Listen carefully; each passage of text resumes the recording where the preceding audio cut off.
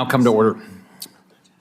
First, let me welcome our colleagues from the U.S. House Select Committee on the Chinese Communist Party. I want to thank Chairman Molinar and Ranking Member Krishnamurthy for joining myself and Ranking Member Gillibrand for this incredibly important hearing. The U.S. Senate Special Committee on Aging is charged with examining any and all matters pertaining to the problems and opportunities of older people. Our jurisdiction is purposely broad because what most impacts aging Americans today could be radically different from what impacts the seniors of future generations. In fact, if we do our jobs here, the problems we worry about today will be solved long before any of our grandchildren have reached their senior years. It's in that spirit that we come together with our colleagues from the U.S. House China Select Committee for a joint hearing focused on the threats that Americans face when their retirement savings are invested in Communist China. Let's make something very clear about why we're here today. The government of Communist China has chosen to be America's enemy. It's simple. I wish it wasn't true. Unfortunately, it is.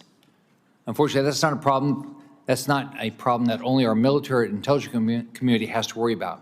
The government of Communist China has shown again and again that it will do anything to hurt America and weaken our place in the world, including going after our citizens and targeting the retirements and hard-earned savings of American seniors. I want to be clear about the threat here. If you have your retirement invested in anything that is controlled by or under the jurisdiction of the Chinese Communist Party, you are at risk of losing every dollar. And this could happen overnight. I know this may sound extreme to some, but here's what we know. There's a clear risk to American investments in Communist China because the Chinese Communist Party, which does nothing but lie, cheat, and steal, controls every business in its country. There is no real private industry in Communist China. The CCP controls everything. Choosing to invest in Communist China threatens our national security and jeopardizes the retirement savings of hardworking Americans. During today's hearing, we will talk about the threats posed to the individual retirements of American seniors, the scams run by the CCP, and the national security risk of investing in Communist China.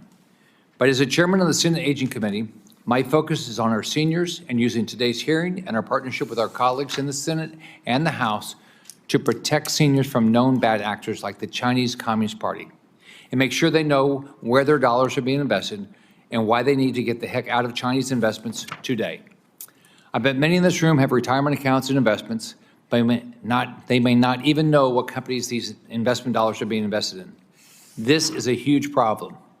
Too often, Washington fails to fix problems, not because it lacks authority to do so, but because of intentional or incompetent failure to enforce existing laws and rules. This is true in every part of government, and it's dangerously true when it comes to holding foreign companies and governments accountable.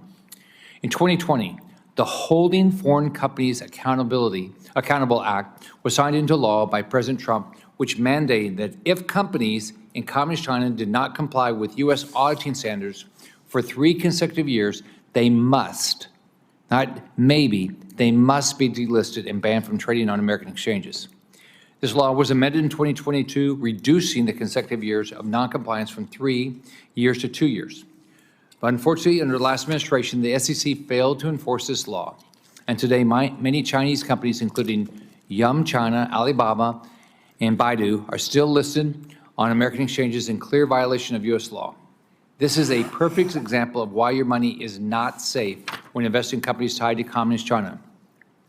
I plan on holding the SEC accountable to enforce the law, and I hope to work with Chairman Molinar, Ranking Member Gillibrand, and Ranking Member Krishnamurthy to make sure laws intended to protect Americans from threats posed by Communist China are fully enforced. We're also fighting to fill gaps in current law and strengthen U.S. enforcement authority with multiple pieces of legislation that will hold Communist China accountable. These bills will take the necessary steps to secure our markets, protect consumers, demand transparency and accountability, and ensure investors, especially seniors who are the most vulnerable, are protected. We need to stop putting Americans' retirement at risk with investments in the corrupt businesses and practices of Communist China. And I believe the new chairman of the SEC will, and I know he's committed to me, that he is going to enforce this act. Stop putting Americans' retirements at risk due to their involvement with propping up the agenda of the CCP. Americans work way too hard to have their financial security destroyed by Communist China. Today, we're going to learn more about this problem and come up with a policy plan to stop it before it is too late and Americans' retirement stability is wiped out by Communist China. I'd now like to recognize Chairman Molinar for his opening statement. Thank you, Chairman Scott, and thank you for hosting us today. And I just appreciate all the colleagues from the House and the Senate for being part of this. This is a unique hearing, not only because it's bicameral, but because it reflects growing momentum in Congress to confront the growing risks to American investors and our national security. Let me start with a simple point. The future of American capital markets and our national security are deeply connected. They're inseparable. For decades, the United States has led the world in innovation and investment. But today, that leadership is being challenged not just by market forces, but by a foreign adversary, the Chinese Communist Party. The CCP is actively using its financial system and state-controlled companies to infiltrate American capital markets. And while some might see that as just another investment risk, it's much more than that. We've already seen the damage. In 2021, the CCP abruptly imposed sweeping regulations on China's private education sector, banning profit-making, foreign capital, and public listings. That decision wiped out billions of dollars in U.S. investments almost overnight, devastating major companies like TAL Education and New Oriental. It was a wake-up call, not just for what can happen in a single sector, but for the broader reality that when the CCP maintains ultimate control, no company is truly independent. And I look forward to the hearing from today from the witnesses on how the CCP control creates systemic risk for U.S. investors, regardless of industry. Mr. O'Leary has pointed out something in his written testimony equally concerning, the golden share the CCP holds in many Chinese companies. On paper, these firms may look like private enterprises, but the reality is that party influence runs deep. When political control overrides fiduciary responsibility, even the smartest investor can be left in a losing position. That issue has also shaped policy decisions here in Washington. The TikTok bill, for example, was crafted to require full divestiture of CCP control, because anything less would leave the door open to the same risks. We've seen this at play time and time again. Congress has acted before to safeguard American investors through the Public Company Accounting Oversight Board and the Holding Foreign Companies Accountability Act. But the reality is this: the CCP's opaque regulatory regime, its disregard for the rule of law, and its willingness to use financial tools for political gain present ongoing and significant dangers to American savings. So the question becomes this: what more can Congress do to protect U.S. investors from companies effectively controlled by a hostile regime? That's what today is about. We'll hear from experts who understand how the CCP uses its influence to mask risk, suppress transparency, and undermine shareholder rights. And we'll look at what happens when American money flows into companies tied to surveillance, censorship, military buildup, even human trafficking. Americans deserve to know whether their capital is being used to fuel the very threats we're trying to guard against. And they trust us to take action to keep their investments safe.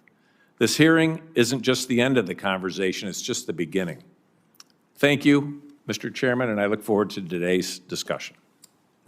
Thank you, Chairman Molinar. Now I'd like to recognize Ranking Member Gillibrand for her opening statement. Thank you, Chairman. It's a delight to be here. Thank you to our witnesses. This is a very hot topic in New York. I want to thank my Republican House members and my Democratic House members for joining us. This is so much fun. We should do this more often. I'm grateful you're here. And I'm sure all of us have been hearing from our seniors quite a bit. This has been a very tough time for seniors. The stock market's ups and downs, losing over $1 trillion of wealth over the last few weeks. It's very anxiety-provoking for so many seniors. They worry about the fact that when they go to the Social Security Administration, they can't make a phone call to them, their phone calls aren't returned, they're on hold for 5 hours, multiple stories, problems with getting online access, just the list of worries go on. But the one issue that has provoked and upset and concerned my seniors the most over the many, many years that I've been on this committee is these online scams. The scams that are coming out of criminal networks worldwide are unbelievable, are heartbreaking, are horrific, highly complex. International criminal networks are going after our seniors because they know they're soft targets. They know that they are worth trillions of dollars, and if they can get underneath their skin, if they can get them to click on the right button, if they can get them to open a certain piece of mail, if they can get them on the phone and pretend they're their grandchild, they will be able to steal thousands and thousands of dollars. And the PRC, there's criminal networks in China that are so sophisticated that know this is where they can make millions and millions of dollars. And so I think this hearing is essential. I'm so grateful that we have bipartisan, bicameral support for figuring out how can we help law enforcement crack down more effectively on these international criminal networks that are targeting our seniors. The FBI indicates that seniors are disproportionately affected by frauds and scams with over $3.4 billion, B with a B, billion with a B, in scam-related losses for individuals 60 and over in 2023 alone. So we must understand the scope of this problem. And when I've talked to my local law enforcement and asked them, what can you do? They basically have a tough time crossing borders and crossing countries to be able to actually get to the bottom of these scams and these criminal networks. So they need resources, they need support, they need far more help. We know that these PRC organized crime networks are operating in Southeast Asia. They're operating in countries around the globe, and they are able to create massive scams. One of the ones that Mr. Krishnamurthy and I were talking about was, I didn't ever heard this term, the pig butchering scam. So they are looking at our seniors like animals that they are fattening for slaughter. They will scoop them into a scam, get them to trust them, get them to get more and more access to their accounts to the point where they feel like they can get all of the money, and then they steal it. That is a disgrace. That is disgusting. That is something that we have to do something about. The GAO just issued a report. We asked for this report that we requested, and it outlines the actions of the federal government and what they can do to improve complaint reporting, consumer education, and federal coordination to counter scams. That is just the beginning of what we should be doing. But I just want to thank you, Mr. Chairman, for caring to have this hearing. I want to thank the Republicans and Democrats from the House and Senate for being here and shining a light on this outrage that's happening in our country that we have done insufficient amounts about. We need more tools, we need more resources, we need a laser-like focus on how we can make our seniors whole. Thank you, Ranking Member Gillibrand. Now we'd like to hear from Ranking Member Krishnamurthy. Thank you, Chair Scott. Thank you, Chair Molinar. Thank you, Ranking Member Gillibrand, for convening us today. I'd like to address three things. First, a scamming practice called pig butchering, which Senator Gillibrand just referenced. Second, the impact of China-backed organized crime syndicates scams on older Americans. And third, China's culpability in these scams. First, pig butchering is a scam named for the way it lures victims in, fattens them up, gains their trust, and then drains their finances. In many cases, a scammer poses as a family member or friend urgently in need of money. In others, a scammer uses fake identities to get romantically involved with unsuspecting victims, such as older adults. Once the victim's trust is earned, the scammer asks for money or suggests investing through a fake app that drains the victim's finances. Take this story, if you look at the video from just outside my district, of a woman who lost almost $1 million to a scammer using pig butchering. Her husband passed away decades ago, and recently Damask met a man online. He said he loved me. The second time I sent $35,000. Over time, that money sent reached nearly $1 million. Damask says the scammer told her she would get double her money back in his investments. Instead, she now owes money back to her bank, cash which she took from her home equity loan. Now, my second point, this is not just a financial issue, it's a human rights issue and a national security concern. According to the U.S. Institute of Peace, cyber scamming in Southeast Asia, mainly Burma and Cambodia, is driven by Chinese gangs and generates almost $44 billion annually. Weak law enforcement and corruption in this region have also allowed gangs to traffic people from 70 countries, including Americans, into this illegal scamming industry. As USIP has pointed out, this scamming industry is so vast and so lucrative that it now parallels fentanyl as one of the top threats posed by Chinese criminal networks to the United States. My staff actually received a scam text this week. I'm not joking, which we can see here. And it starts with a simple hello. Many of us just delete or not respond when we get texts like this one. In this case, though, we decided to respond to better understand how these scams work. Within minutes, we received a WhatsApp link and pictures of a woman who said her name is Daisy. Here she is, and she says, "These are all my travel photos from different countries. Every time I travel, I can meet all kinds of people and things." Daisy then goes on to compliment us, saying, "You're welcome. You give me the impression of a kind, friendly, polite, and well-mannered man. I can feel the warmth when chatting with you."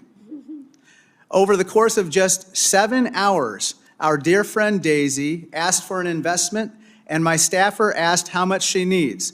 She responded, approximate investment of $10 million to $30 million. Money that Daisy would happily walk away with. It's dangerous scams like these that are preying on older Americans. Third, and my final point, there's more to this story than just Chinese gangs operating in the shadows. These groups, these gangs are directly tied to the Chinese Communist Party. This is Wan Kwok Koi, AKA Broken Tooth, a Chinese businessman, or more accurately, a mafia boss, who is behind a scam compound tied to the CCP. Broken Tooth's public motto is, quote, "I used to fight for the triads, and now I fight for the Communist Party." Wow. Another gentleman behind another scam city, seen here with a Burmese warlord, is Shi Zhejiang. He is wanted in China for financial crimes, but his ties to the CCP allowed him to operate freely for years before being detained by Thai authorities. China now seems to be taking some steps to reckon with this issue, but it's too little, too late. Like the fentanyl issue, the CCP turned a blind eye and has allowed this to happen. The CCP must recognize its role in allowing gang bosses and scam centers to absolutely run rampant. The financial and human cost of these scams is enormous, and we must act now to protect older Americans. Thank you, and I yield back. Thank you, Ranking Member. Now I'd like to welcome our witness here today. Before I introduce our first witness, I'd like to ask each of you to be mindful of our limited time together today. Keep opening statements to 5 minutes. First, I'd like to welcome Kevin O'Leary. Mr. O'Leary is also known as Mr. Wonderful. He's a business leader, investor, and known to millions of Americans for his role in the hit TV show Shark Tank. Most important to today's hearing, Mr. O'Leary understands the risks and threats posed by Communist China and why investing your retirement there is a bad deal for any Americans. Even though he was born in Canada, I'm proud that he has now caused the Sunshine State his home. Mr. O'Leary, thank you for being here today. You may begin your testimony. Chairman Scott, Molinar, Ranking Member Gillibrand, and Krishna, I'm getting this right, Krishnamurthy, members of the Senate Special Committee on Aging and the House Select Committee on the Chinese Communist Party, thank you for inviting me to participate in today's important hearing.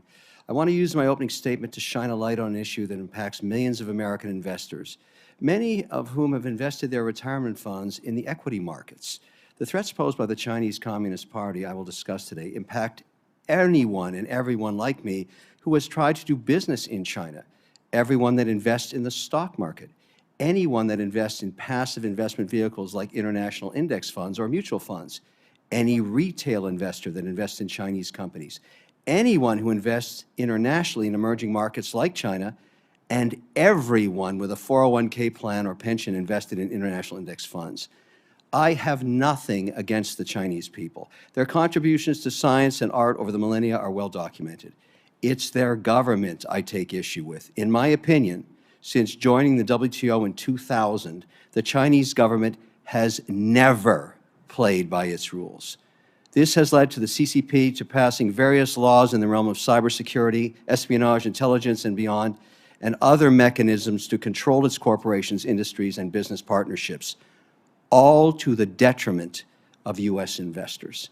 This is not a new phenomenon. It has been part of the long game China's been playing for decades. Let me just elaborate briefly on a few reasons why the time for us to address this matter is today. In its desire to reduce state-run companies and their holdings in them, the Chinese government divested itself from them. However, in return for taking a 1% share in the company, the government is granted a seat on the board, voting power and influence over all business decisions. It's effectively a super voting right. This is the so-called golden share that she is using today to control the potential sale of TikTok. If China maintaining control of companies wasn't bad enough for investors, China prevents foreigners from owning Chinese companies. Instead, they're cleverly exploiting the U.S. financial system creation of variable interest entities, VIEs, to approximate the ownership of corporate shares. If you own stock in a company like Tencent, Alibaba, or ICBC, you don't actually own stock in a company. You own a share of a contract of something in the Cayman Islands that is trying to approximate stock ownership. The U.S. has given China preferential treatment for over a decade through its own special memorandum of understanding that governs accounting standards and oversight. This sweetheart deal with the Public Accounting Oversight Board, the PCAOB, has allowed China to continue to game the U.S. financial system via their special treatment that is not afforded to other countries, even our allies. This is a completely unbalanced and non-reciprocal situation. And why do we allow this? How can this be viewed in any way as fair to American investors? There should be complete parity between the U.S. and China.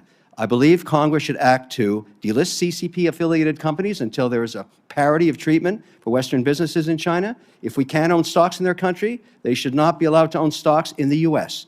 Unless businesses can operate in China with the same freedoms that Chinese businesses have here, we should not let their businesses operate in the U.S. We should exit China's marketplace until the CCP makes significant reforms.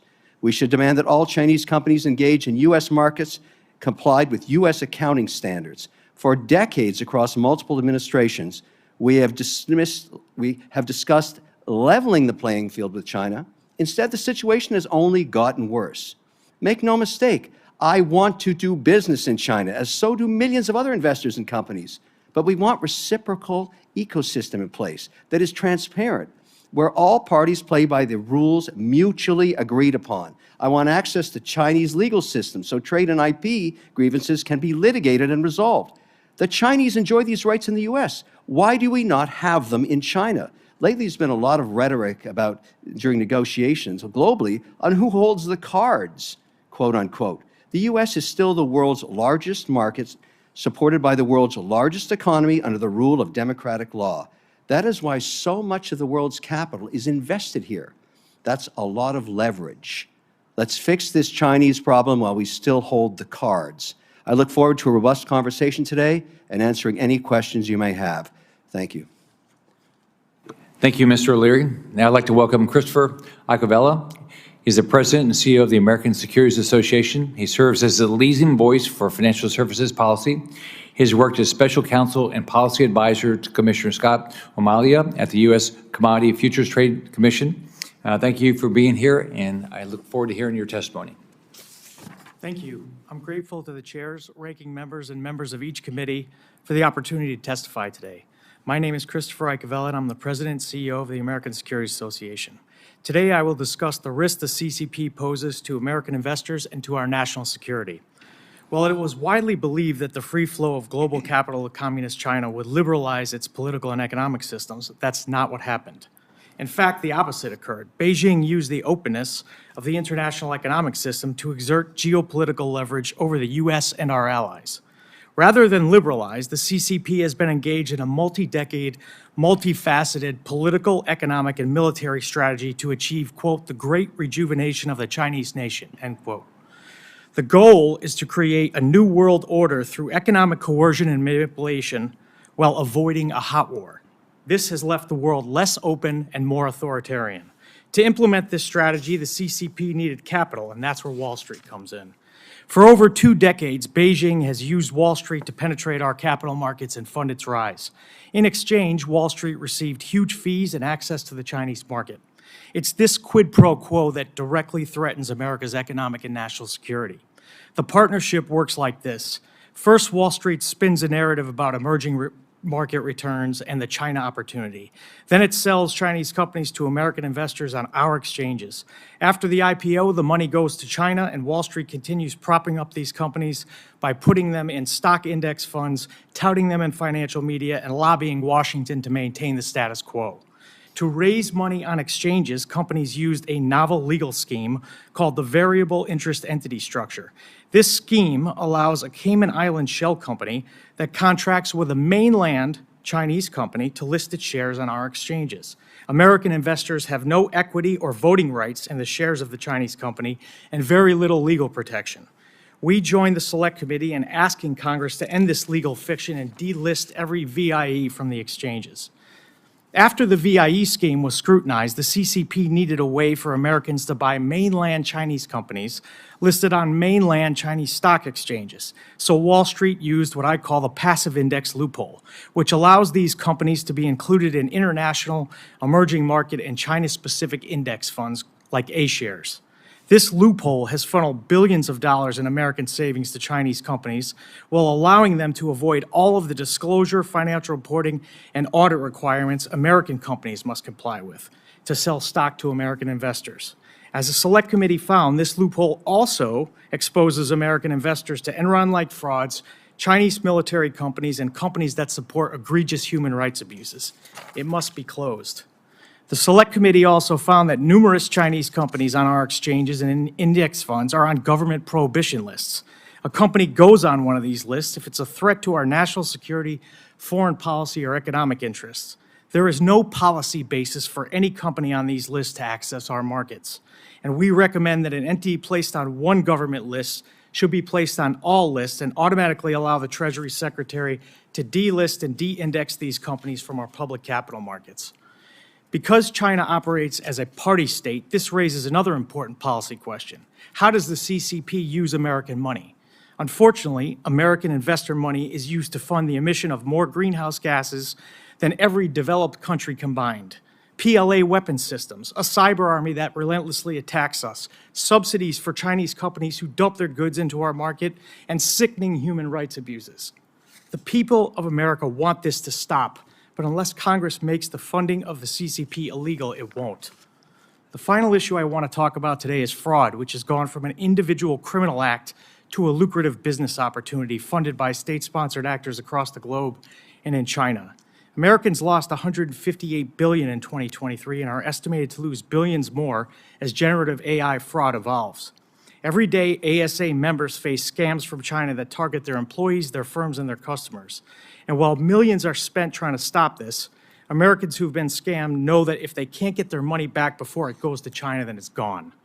The government and the private sector have an obligation to work together to stop this avalanche of fraud from continuing to harm Americans. To conclude, Communist China doesn't play by the rules, and it's time for us to revoke the privilege we gave them to play in our game. This isn't a left-right issue or a red state, blue state issue. It's an American issue. And now we need a united Congress to take action to protect this country and our people from the CCP. Thank you, and I'm happy to take your questions. Thank you. Now I'd like to introduce our next witness, Brady Finta. Mr. Finta is a retired FBI agent, the founder of the National Elder Fraud Justice Coordination Center. Through his work as an FBI agent, Mr. Finta oversaw cases regarding international scam rings targeting older Americans. You may begin. Thanks for being here.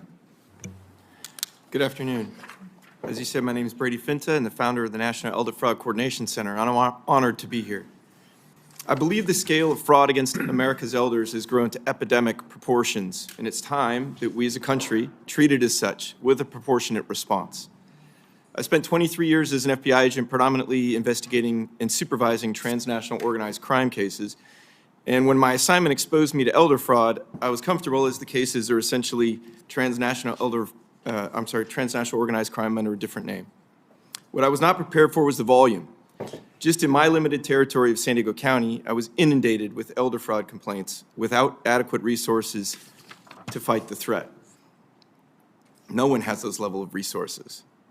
Even after standing up the FBI's Elder Justice Task Force alongside the U.S. Attorney's Office and the San Diego District Attorney's Office and bringing forward our very first successful RICO prosecution, our ability to make a dent in the crime problem was minimal, particularly as we're only able to address less than 1% of the leads.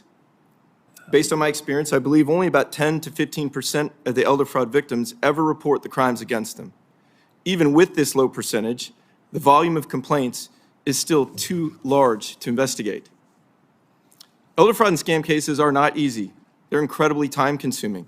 They literally span the globe, combining organized crime groups in foreign countries with regional organizers, co-conspirators, and mules in the United States. Laundering the proceeds of the crime runs the gamut, from cash to gift cards to wire transfers to digital currencies. For the most part, the complexity of these cases, combined with their innate jurisdictional challenges and resource requirements, limit their investigation and prosecution to federal entities, further straining those resources. In one just very typical case I oversaw, we had scammers in India working with regional organizers in the Bahamas, mules in the Dominican Republic in the United States, and Canadian and Chinese organized criminals laundering the proceeds. The international natures of these scams make them extremely difficult for law enforcement and prosecutors alike to hold those criminals accountable. It gets more difficult when the country where the crime ring is based is uncooperative. While I realize this hearing is intended to focus mainly on China, I'd like to emphasize this is a larger and global issue, and we currently do not have the resources to properly address it. This threat touches all of us. I'd venture to say everyone in this chamber has a story of an acquaintance, a coworker, or a family member who's been victimized. Both of my parents were victims. My mother didn't want to tell me based on embarrassment and believing that there was nothing anybody could do. There is always something we can do. The FTC's estimate that the annual losses to this scourge are approximately $61 billion, and the FBI statistics that show a huge increase in these complaints over the last few years further underscore that the time is now for a more dramatic response, a whole-of-society response. As a country, we've created national task forces of state, local, and federal agencies to combat illegal narcotics, gangs, child exploitation, and terrorism. Our parents and grandparents deserve nothing less. In addition, we could make these elder justice task forces more effective by supporting them with the power, speed, and agility of the private sector. Beyond continuing education programs, information sharing, and new preventative efforts, a true public-private partnership which combines law enforcement and the many robust anti-fraud efforts already in place in so many countries across the United States could create real impact. This is the mission of the National Elder Fraud Coordination Center, to bring these efforts together, amplifying these investigations with cross-sector data to elevate the most impactful cases and speed up the process to allow for more of them. Our founding members at AARP and Amazon, Google, and Walmart are dedicated to the idea of pooling these resources together for this worthy cause. And our partnership with the National Cyber Forensics Training Alliance offers the opportunity for hundreds of other companies to do the same. I thank you for your time and attention on this important issue, and I look forward to answering your questions. All right, I want to thank each of the witnesses for being here. Now we'll go through, start asking some questions. Let me start with Mr. O'Leary. So can you explain this idea that Chinese companies, American can buy into make an investment in a Chinese company, and we have no idea whether their financial statements are accurate because they don't have an obligation like American companies do to comply with general accepted accounting principles. And our SEC has not enforced rules which would require any American company to comply, but not for whatever reason Chinese companies don't have to. And what's the risk to an investor? No transparency. Regulations in the U.S. and the regulatory environment and the bodies that enforce it have created the most successful capital markets on earth. More than half, or almost 60% of the world's capital is invested because of the rules put in place for transparency and appellate courts and everything that makes these capital markets work in the United States. And yet somehow, and I'm calling foul as an issuer of securities that's forced by these regulations that I abide by for obvious reasons and want to. I want to be compliant. But I also have to bear the escalating costs each year, which are millions of dollars to be compliant. And yet I look right beside me on a listing and I see a Chinese company that is completely ignoring these regulations and suffers no outcome at all. There's no consequences. And I understood the law gave them 36 months for compliance, and then it was adjusted down to 24 months, and still they're listed, and still I have to compete with them to raise capital. And they don't even have to pay the compliance costs. I mean, what's wrong with this picture? How can this possibly be going on? And I'm so excited that finally this is getting national focus. This is absolutely outrageous and unfair. And we're letting them take this capital if they raise in these markets, that we can't do the same thing there, we can't litigate there, we can't protect our IP there. They use the courts, the American court system, to litigate my companies after they steal the IP and knock the product off. And I can't do anything about it except come here and say, wake up. Like, this has got to stop. It's got to stop, and they have to pay the consequences. There has to be consequences. I would be in a federal jail doing what they do in terms of not being transparent on their quarterly statements. There's no way this can go on. So the Securities and Exchange Commission requires a company that wants to be sell stock to the public to provide disclosure of anything that's material. On top of that, they require them to give audited financial statements, right? Right. And that's what you have to do, right? And I also have to disclose if I have a super preference share. It has to be disclosed that one individual controls the entire outcome of the board and the company. Who would want to invest in a company like that? Do you think I could raise any money if I disclose that? As I have a golden share in my structure that only I can decide all outcomes on every single issue? The board is irrelevant. That's basically what that share is. Could I even compete? And I bet you there are hundreds of companies that have not disclosed that, listed in America today on the NASDAQ and the NYSE. Why are they trading? I can't do that. How come they can? They gotta be, listen, if you think that's okay and you want to invest in a company where one individual has a super golden share, go ahead.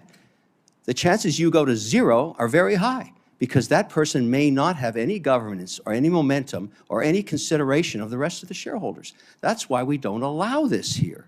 And that's why we're the most successful capital market on earth, because investors feel confident there are no golden shares on the balance sheet, because the board would enjoy time in a federal prison if they tried that. And we don't do that to the Chinese, and it's just got to stop.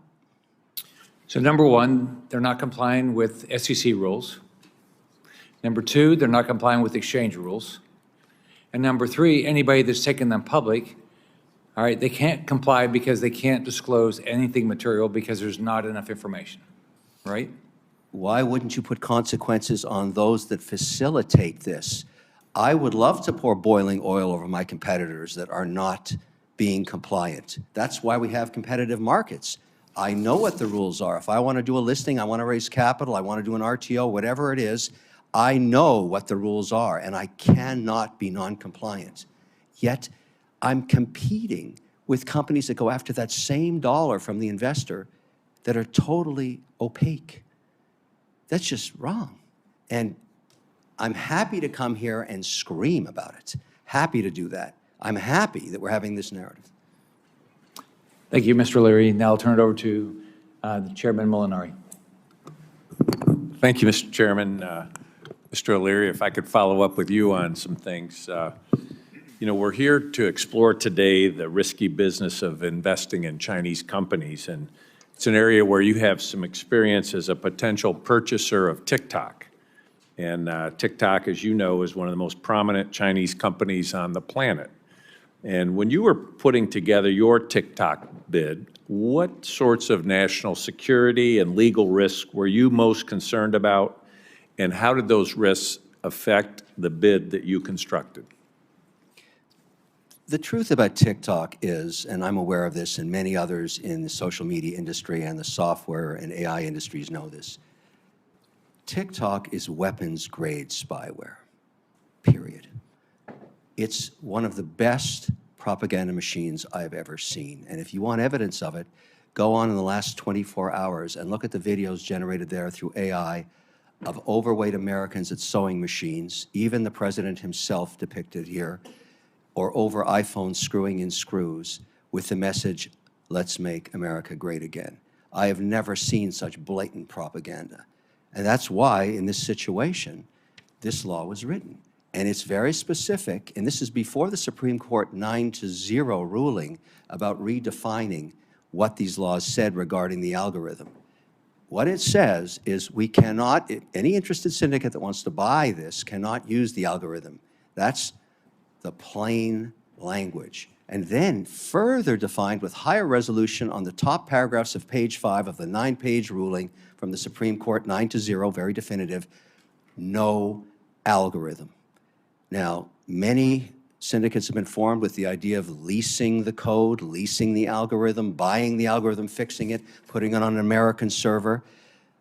What everybody was looking for in the capital markets was a definition of whether this was even possible. Would you write an indemnification? Would you put that indemnification in the Reconciliation Act and attempt to get 51 votes? Would you go back to Congress to change the law and get 60 votes to allow an indemnification for the buyer to survive into the next administration? Because the penalty is $5,000 per 24 hours per account.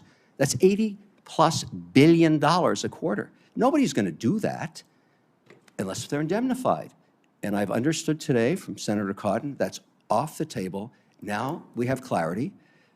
Whoever's going to buy TikTok is not going to buy the algorithm, period. That's clear. And I think that's great that you've done that because it makes the competition much more in focus. And do I want TikTok to survive? Yes. I'm an advocate, as you know, for small business in America, companies between 5 and 500 employees, very successful platform. Over 7 million families make their living on TikTok. It's the lowest customer acquisition cost vehicle in America. It's a great competitive product when it's used properly. I'd love to be part of the syndicate that buys it. There's no question about it. But I'm also an advocate for these small businesses because they create 62% of jobs in America. They are the American economy. I'd like to see this product survive. Happy to play by the rules, 100%. Can I just follow up with you? You talked about the golden share, and I'd like to hear a little bit more about that. And relative to TikTok, does Xi Jinping have a golden share in ByteDance? Ask yourself why, when we're talking about buying TikTok, we're not talking about the shareholders of the company that own it called ByteDance. They seem to be irrelevant in this negotiation. There is only one narrative that matters. Every buyer knows this. What is President Trump, going to do with Xi on TikTok? 100% he has a golden share. There's no other way this deal's getting done. And I think that's the case for hundreds of companies that have raised capital in the American markets. He will personally decide. You may not like that. I certainly don't. But I respect it to be a fact. And I know I can't do this deal, or anybody can, without his decision on what the structure is going to be. And the laws currently here allow for the Chinese to own up to 19.9% of this. It's a media company. These laws are already in place. I'm happy to work with this deal, as every syndicate would be, as long as it's compliant. But does Xi have a golden share? 100%. He alone will decide. Thank you very much. And with that, I'd like to call on Senator Gillibrand. Thank you very much, Mr. Chairman. Appreciate you very much. For Mr. Finta, during your career as an FBI agent, you worked on a case that uncovered a multinational organized fraud ring that targeted elderly victims in the United States. Your testimony notes that it is extremely difficult for law enforcement and prosecutors to hold these transnational actors accountable due to the lack of coordination and resources. What do you think should be and could be done to combat and investigate these frauds and scams that target our older Americans that are perpetrated by these international criminal networks? I appreciate the question, Senator. When I said before there is something we can do, I genuinely and truly believe that. We have amazing power here in the United States and opportunity, not just within law enforcement in our government, but in our private sector.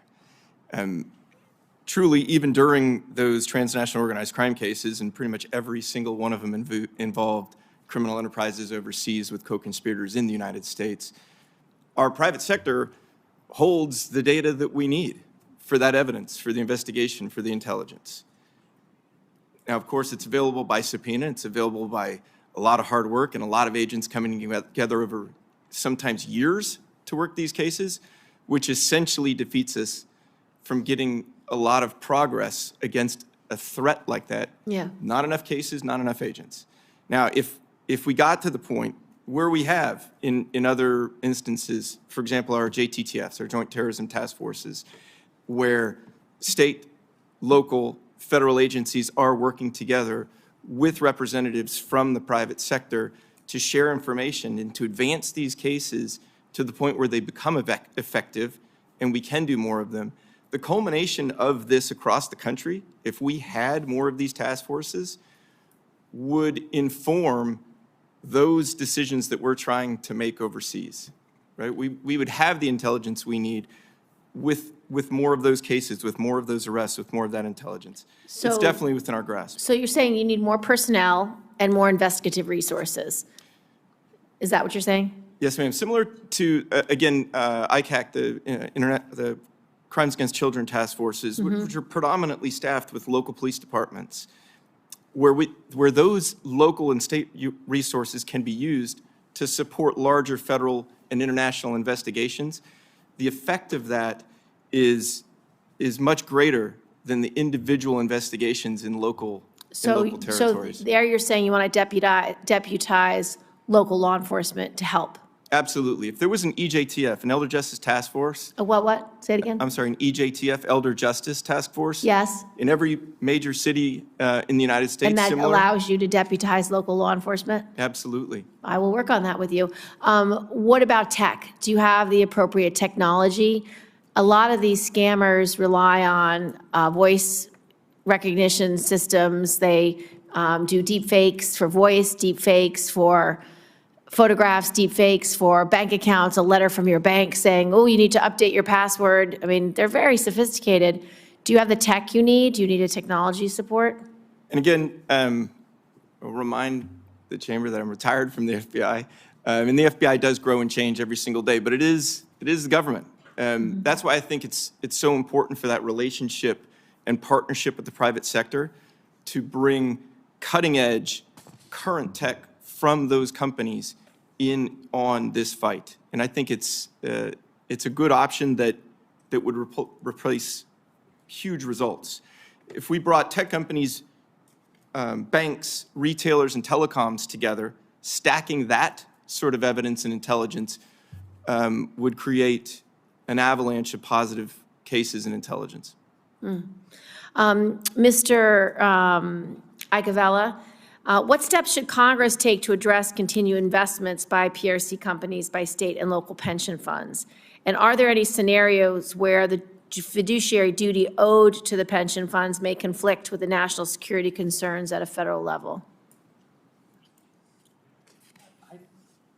I think Congress should take steps to ban PRC investments. I think that the fiduciary duty that's owed to the beneficiaries is very difficult to comply with because diligence in that country is non-existent, and you don't know whether or not the financial reporting, as Kevin said, is actually true and accurate because the Chinese Communist Party will assert a state secret or a national security privilege when you try to do an audit.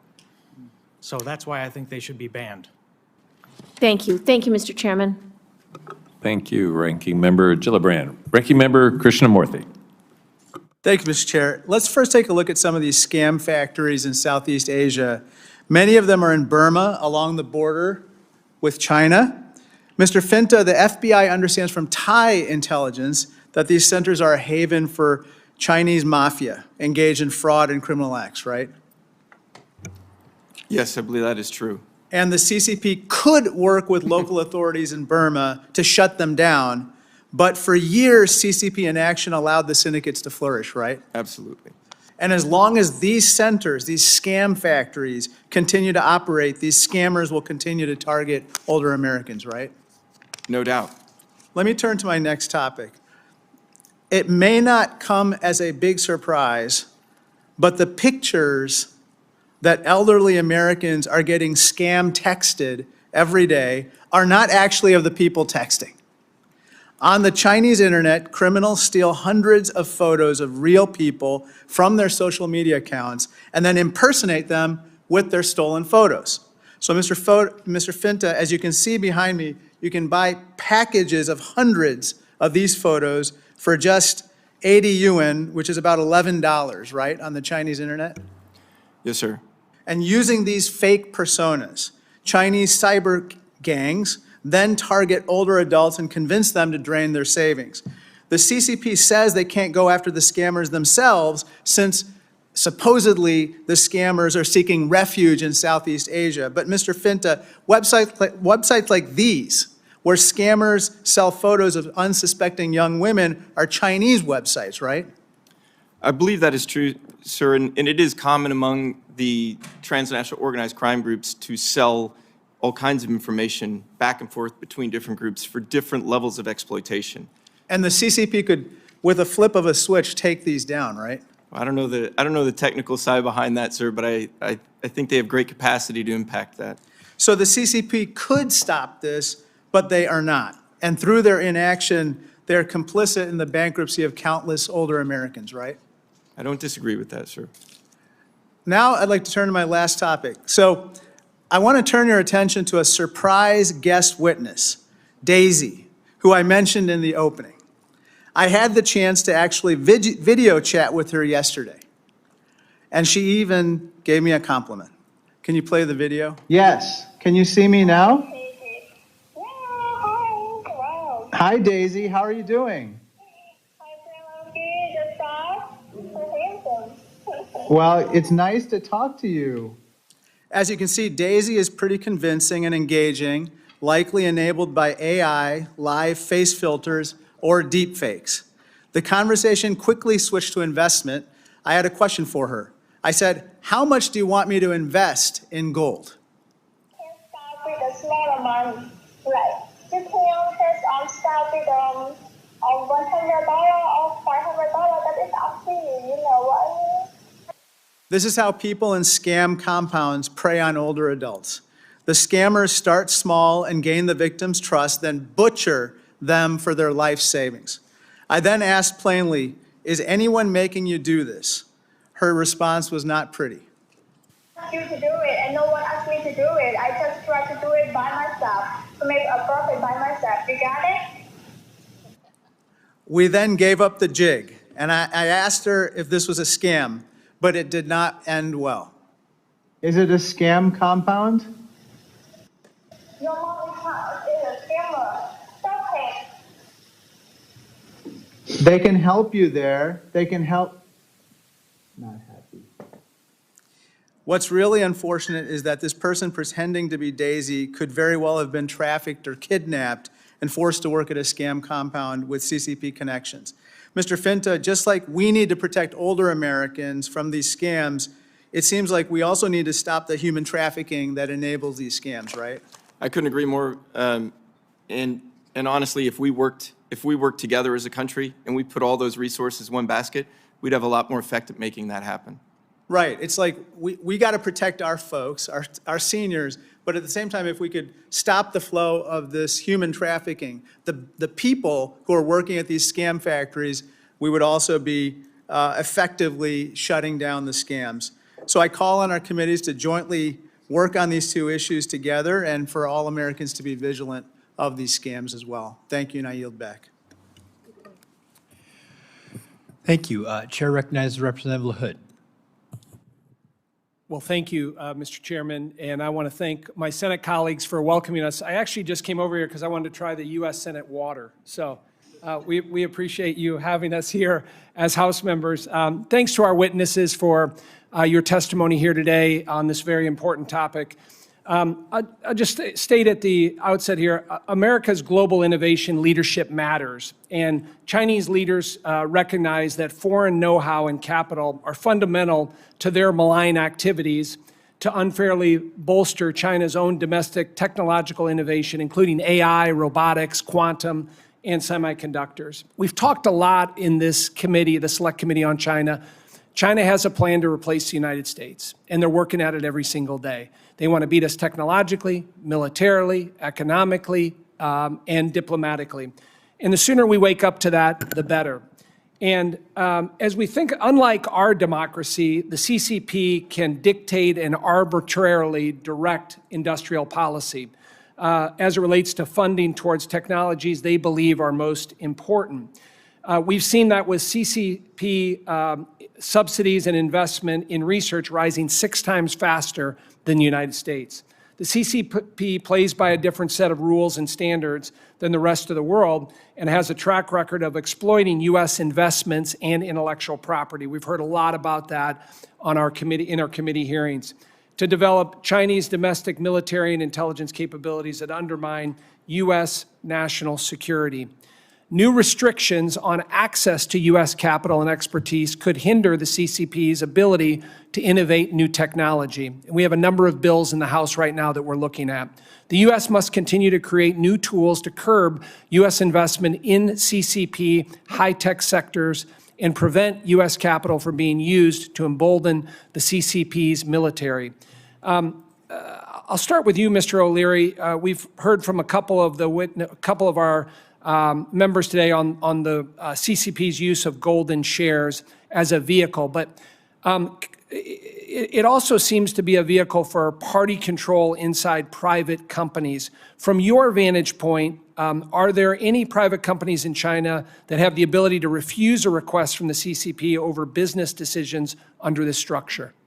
I'm sure they have the right to do that, and then you don't hear from them anymore. That's what I think happens. It's sort of a Jack Ma situation. I mean, you got to toe the party line. I think those are the rules. That's how it works. He was an extraordinarily successful entrepreneur, and then he disappeared for a while. And I think that's how it works. I think if you refuse to cooperate with the golden share participation, remember, they're selling down to 1% with effective super rights with that 1%. And, you know, I'm not sure you can go to your counsel in China and say, look, I'd like to object for this and litigate this in court. In fact, I'm sure you can't do that. That's what you would do here. If the government said to me, you're going to sell, we're going to sell our complete holdings and we're going to keep 1%, and we're going to tell you what to do every day in one of my public companies, I'd say, sure, let's go to court. That's why people invest here, because there is an appellate system on a check and balance of crazy ideas like that. So my answer would be, there's no difference in China between a public company or a private one. There's just a golden share. That's it. Thank you for that. Mr. Iacovella, as I mentioned, while the United States still funds most basic research, more basic research than China does, China investment is rising 6 times faster and is expected to overtake the U.S. in spending within the decade. How can we as policymakers support the development and fostering of innovation and bolster America's leadership position in this international competition? Well, I think one of the first things we can do is prohibit American money from continuing to fund Chinese companies and their innovation and their military rise. I think that's what my big concern is, and why I tried to articulate in the testimony, is that we have companies on the commerce list, on the DOD list, on the human rights list. These companies should not have access to our capital markets. they should not have access to anybody to be able to do business in this country. But for some reason, they continue to be able to take American investor money and fund their rise. And it's like a whack-a-mole scene where we put one on an index list, they create a subsidiary, and then that subsidiary starts to get money in our capital markets. And that's why whatever Congress does, it has to be very crystal clear on the prohibition. Thank you for that. I yield back, Senator. Thank you. Thanks for being here today. I'm John Husted. I'm Senator from Ohio, and I want to talk a little bit about AI. And I know that Senator Rosen and I have a bill that would prohibit DeepSeek from being on any federal devices. But I have, grown concerned about how, we talk about the scams with seniors, and certainly foreign adversaries like China are exploiting our freedoms. We allow these technologies to freely flow inside of America while they prohibit those same kinds of technologies from being available to their population. And Mr. O'Leary, I know you have a lot of experience in looking at these investments in China and abroad. Do you have any thoughts on AI, particularly DeepSeek or anything in that space, how our freedoms, how Chinese government and Chinese businesses are perhaps exploiting our freedoms, and what threats AI pose in that space, particularly for our seniors and scams that could be perpetrated in America? Yeah, this is a good point. This issue around AI competition, it's my belief that the country that advances AI the fastest and with the most capacity is the safest from a defense point of view. I don't care where warfare goes in terms of technology, it's going to be driven by AI. Predictive outcomes in a war scenario. If I were China, I would want to be the most advanced and as fast as I could in AI just to prepare for warfare in the future. I mean, that's what we should be really concerning ourselves with. Do we have the most advanced AI? You can see the effects of AI. We talked about fraud. You can see the propaganda as of 48 hours on TikTok right now, incredibly, remarkably generated images of overweight Americans at sewing machines. That's all AI-driven. The challenge we have, it's almost worth its own investigation, is the country with the most power wins AI, because you have to build giga-sized data centers. Right now in America, we have a demand for 45 gigs. 5 gigs are under construction. What holds us back in North America, Mexico and Canada included, is permits and power. If you go to any authority here in any state and ask for a gig of power, you can't get it. It's just not available. So our grid is maxed out. And China has solved this problem with coal-powered electrical plants that are generating a tremendous amount of electricity. They don't have a problem with permitting. The government finds the land, they build the facilities, and they power it with over 1.4 gig of power. And one of the reasons they were able to advance DeepSeek so quickly was they got the power to do it. And you've heard lots of warnings about this, but AI, it should be earmarked as #1 issue for defense. That's what I think it is. In every way, including propaganda and everything else. But if we don't have the best AI, we won't be winning militarily in the future. Well, I think that's a really good point. And if you study the history of the world, the nations that are the most military and economically dominant are the nations that are the most innovative. And new technologies from the beginning of time have advanced as military weapons that allowed for nations to conquer or be conquered. It certainly creates that same opportunity from an economic point of view, because look, militaries are built through the revenue and the growth of a nation's economy. And the tech. And the tech. And the tech is financed from that economic dominance. So economic dominance begets military dominance. Military dominance traditionally has been helpful at economic dominance and conquest and setting the rules of the game for global competition. The other two gentlemen who are with us today, you have any thoughts on those particular issues?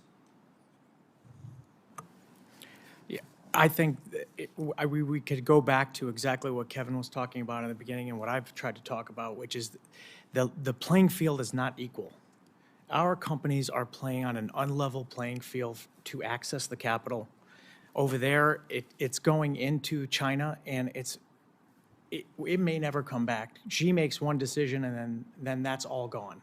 And we don't know how deep and how far the investment ecosystem is in private equity, in pensions, it's in mutual funds.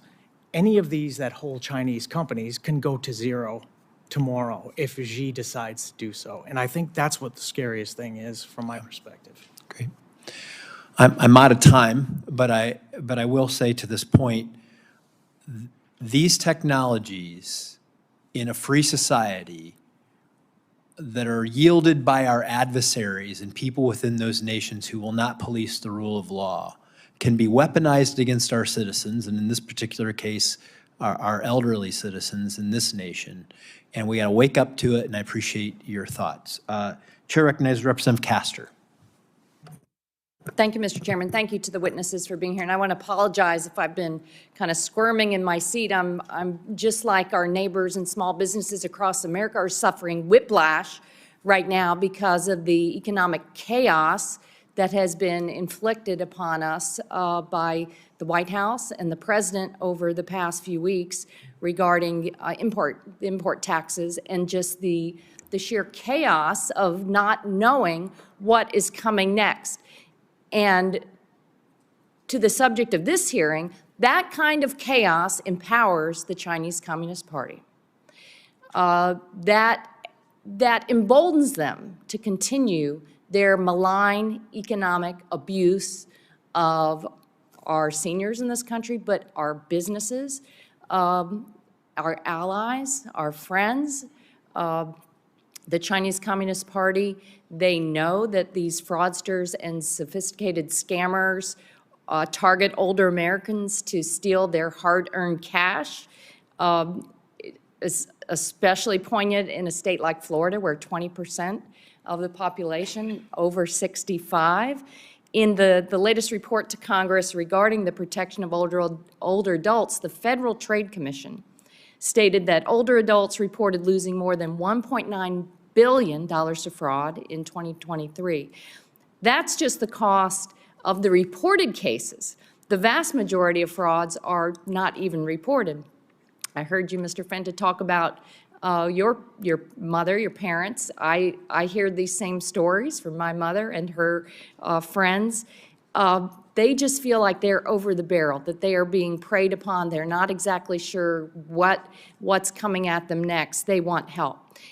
The problem is that the White House now not just causing this economic turmoil and uncertainty, they're also going after the cops on the beat, particularly the Department of Justice and the Federal Trade Commission. The Federal Trade Commission is one of our premier consumer protection agencies. It has a critical role in fighting fraud, and it gets more complex all the time. So to divert resources from a Federal Trade Commission that has grown expertise over time to tackle these kind of abuses, it just doesn't make any sense. So here's a glaring, flashing warning light right now, not just the economic turmoil caused by the president, but what he is doing and the fact that Republicans in Congress are not standing up to keep the cops on the beat at the Federal Trade Commission.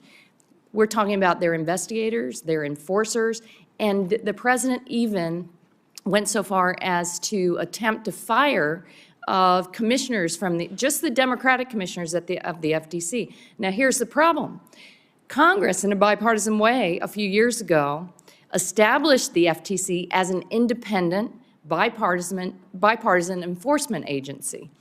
They have a long history of defending consumers. So when you take the cops off the beat and then you say, well, the FTC, we don't even want you to operate, then you're just hamstringing our own selves, our ability to counter the CCP and all of their malign efforts. So, Mr. Finta, you, in your testimony, you said, and your exchange with Senator Gillibrand, you said, we need to double down. We need to recommit through the Department of Justice. And wouldn't that include the Federal Trade Commission too, where we have experts that are ready to go on task and work to counter the Chinese Communist Party and their fraudsters?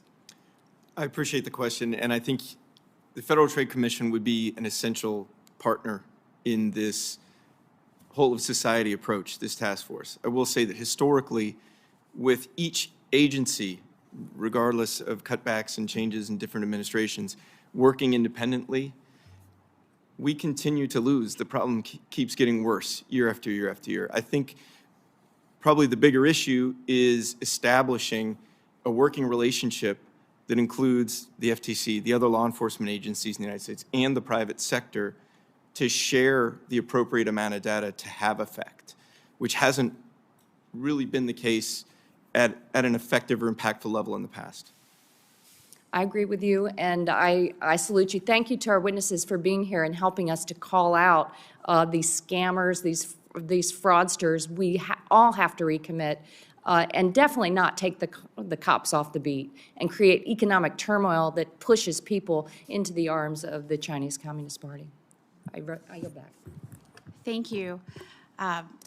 And I know it's probably a little bit confusing with folks running to vote and getting back here to hearing, and also who's chairing the committee. So I am proudly taking over chairing the committee. I am Senator Ashley Moody from the Tampa Bay area in Florida. Like my House colleague who also represents the Tampa Bay area, it's really great to have you here. I was an attorney general for a long time in Florida, and one of the things that I worked hard against were the scams that were affecting our senior citizens. It was one of my top priorities. There is no doubt that some of these are emanating from China. What I think has leaders from both parties struggle with, just like the American public struggles with, is understanding exactly how China and the Chinese government is operating to undermine American interests and, I believe, American strength and security. In fact, I just launched a bill and sponsored a bill, one of my first, which was, sadly, to not issue visas to Chinese nationals that want to come here on student visas, because over the past few years, we have had to arrest so many Chinese nationals here on visas that were sneaking onto our military bases, taking pictures. It's happened in the state of Florida. And it should be no surprise, if anybody was following it, that China passed laws just before the Biden administration. The first one was all Chinese nationals had to cooperate with matters of national security. And if you were a Chinese national, you had to participate with intelligence gathering or face consequences. So why we are issuing visas to Chinese nationals that are coming over here makes no sense. We're inviting agents of the CCP into our country when they are obligated by law to gather intelligence. That seems a simple step to me, something we can do as leaders. And what I've been fascinated with and appreciate is your testimony and your experience in identifying ways that China is acting, that is undermining America's interests. That's why I'm so grateful for President Trump and putting America first. And part of that lies in, and Mr. O'Leary, I should say, you are always saying, people think that they are investing in Chinese companies, and in fact, they are investing in ways that may be undermining our own interests or undermining their own interests. I know you've had experience with that. You've been gracious enough to give time and talk to other senators about that. And again, we've discovered things over time, and I'll go back to, we caught them setting up police stations in our own country, right? We caught them stealing intellectual property from our universities and setting up institutes within our universities. I mean, there are ways that we have tried to reveal these very directed, specific targeting of undermining American interests. And so I'll turn my first question to Mr. O'Leary. You have discussed how American investors essentially own nothing in China and how the CCP government maintains an ultimate veto over its companies. In your view, what efforts can we do to convince our colleagues and the American people that the government of China cannot be trusted as long as we're willing to tolerate the totalitarian regime in Beijing? Well, step one, which I think is going to be the easiest path of least resistance, is to simply enforce existing laws, particularly in capital markets, where those of us that are compliant have to compete with entities that are not. And so if you have a golden share or if you haven't produced GAAP statements that are transparent over the last 24 months, you're going to get delisted. And that's going to be billions of dollars getting evaporated off our exchanges. And that, I think, is a wake-up call to China, which really, if you think about it, wants to become the 8th member of the G7, so the G8. They want to play with the big boys. They're going to have to play by the rules. Everything stems from capital. You can't build an economy all on your own. You have to get access to capital. And we have provided an amazing platform for China to tap into the world's greatest economy from a consumer basis where they can sell their products, and also the rule of law to raise capital. And that has not been fair. It's not been a level playing field. Just to be sure, I actually want to invest in China, and I want to compete in China, and I want to be able to sell products to Chinese consumers. I've got nothing against Chinese consumers. I feel that American technology and innovation can compete anywhere, and I just want to compete on a level playing field. We need to impose a level playing field, and the only way to do that, after watching for 20 years and multiple administrations, not only here domestically but internationally, nobody has called them to the rug. Nobody has said, okay, you're not complying. And all they've been taught from us is there's no consequence. You can do whatever the hell you want and you don't pay the price. That is what our message has been for 25 years. And I'm only asking as one voice, when is this going to change? I mean, when? Because if it doesn't change now, they're going to continue to take advantage of us in every way possible, including IP theft, which I bet you, and this is a personal opinion, you give me any Chinese technology that's advanced and you reverse engineer it, I'll show you American code from some decade, as many 40 years ago. I swear to you, I believe that. And we never did anything about it then, and we're not doing anything about it now. We're here to say it's got to stop. We're the guys in the front line. We're dealing with this. You've heard my colleagues talk about this. It's just not fair. And I'm just asking for you to impose the existing laws. If you do that, believe me, those boys are coming over here on an airplane. That's what's going to happen. You can't cut off people from the United States market, the largest on earth, and capital markets without a consequence. Well, we appreciate you certainly being here and being a part of this process where we are calling it out. And conducting a Senate hearing, a joint House and Senate hearing is certainly part of that. And I want to commend our chairman of this committee, Senator Rick Scott, who has really used this committee to tackle some of our most challenging issues, not only confronting the threats from China, from the opioid crisis, to how do we confront the most pressing issues facing our seniors. I want to thank you, Chairman, and I also want to thank you for coming back so that I can pass the gavel right back to you. Appreciate it, Mr. O'Leary. Thank you, Senator Moody. Yeah, we've got a lot of votes this afternoon, so I have to go back and forth for votes. Senator Kim. Yeah, thank you, Chairman. Mr. Finta, I wanted to start with you. As I was preparing for this hearing, I was trying to get a sense of just the magnitude of the problem that we face, and I think every single one of us realizes that we don't know the full extent and scope of what we're dealing with. And I thought, in fact, your testimony, approached this with a sense of humility. You said, I believe only 10 to 15% of elder fraud victims ever report the crimes against them. I guess I just wanted to start, based off of your experience, are there any best practices that you have seen, or are there certain types of steps that we should be taking to make it easier for the reporting, or try to have a better handle, try to better encourage people to come forward, but also making sure that we know what we're actually dealing with? Absolutely, and thank you for that question.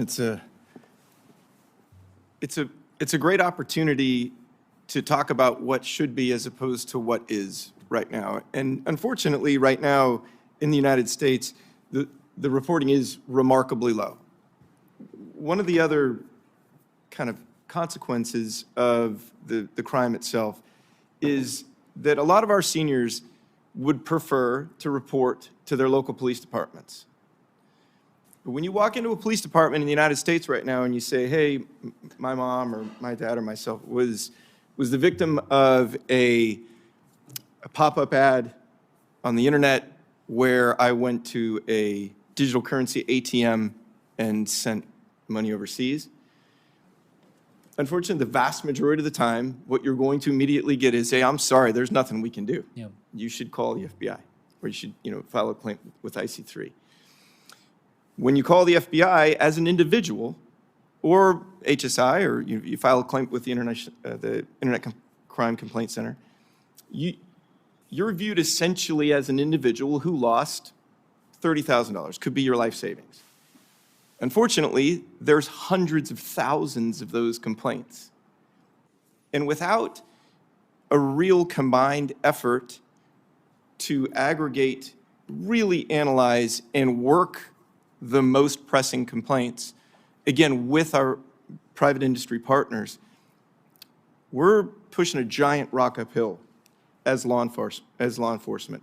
And it does not encourage people to do those reports when they don't see the effects of them. Right? When you file a complaint and that complaint does not get worked, you're not called to testify at a sentencing hearing. Yeah. You don't get that.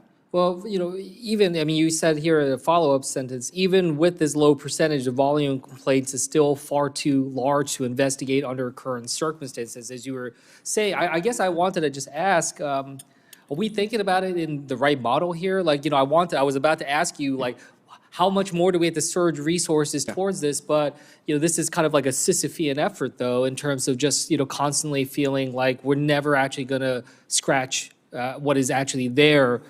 I guess I wanted to ask you, in terms of what you experienced, are we successful in addressing some of the complaints that we had? Or is that just not the right direction in terms of being able to put our resources towards? No, and I believe with any large problem, there has to be multiple approaches to combat it. This is just one of them in terms of actual investigation and enforcement.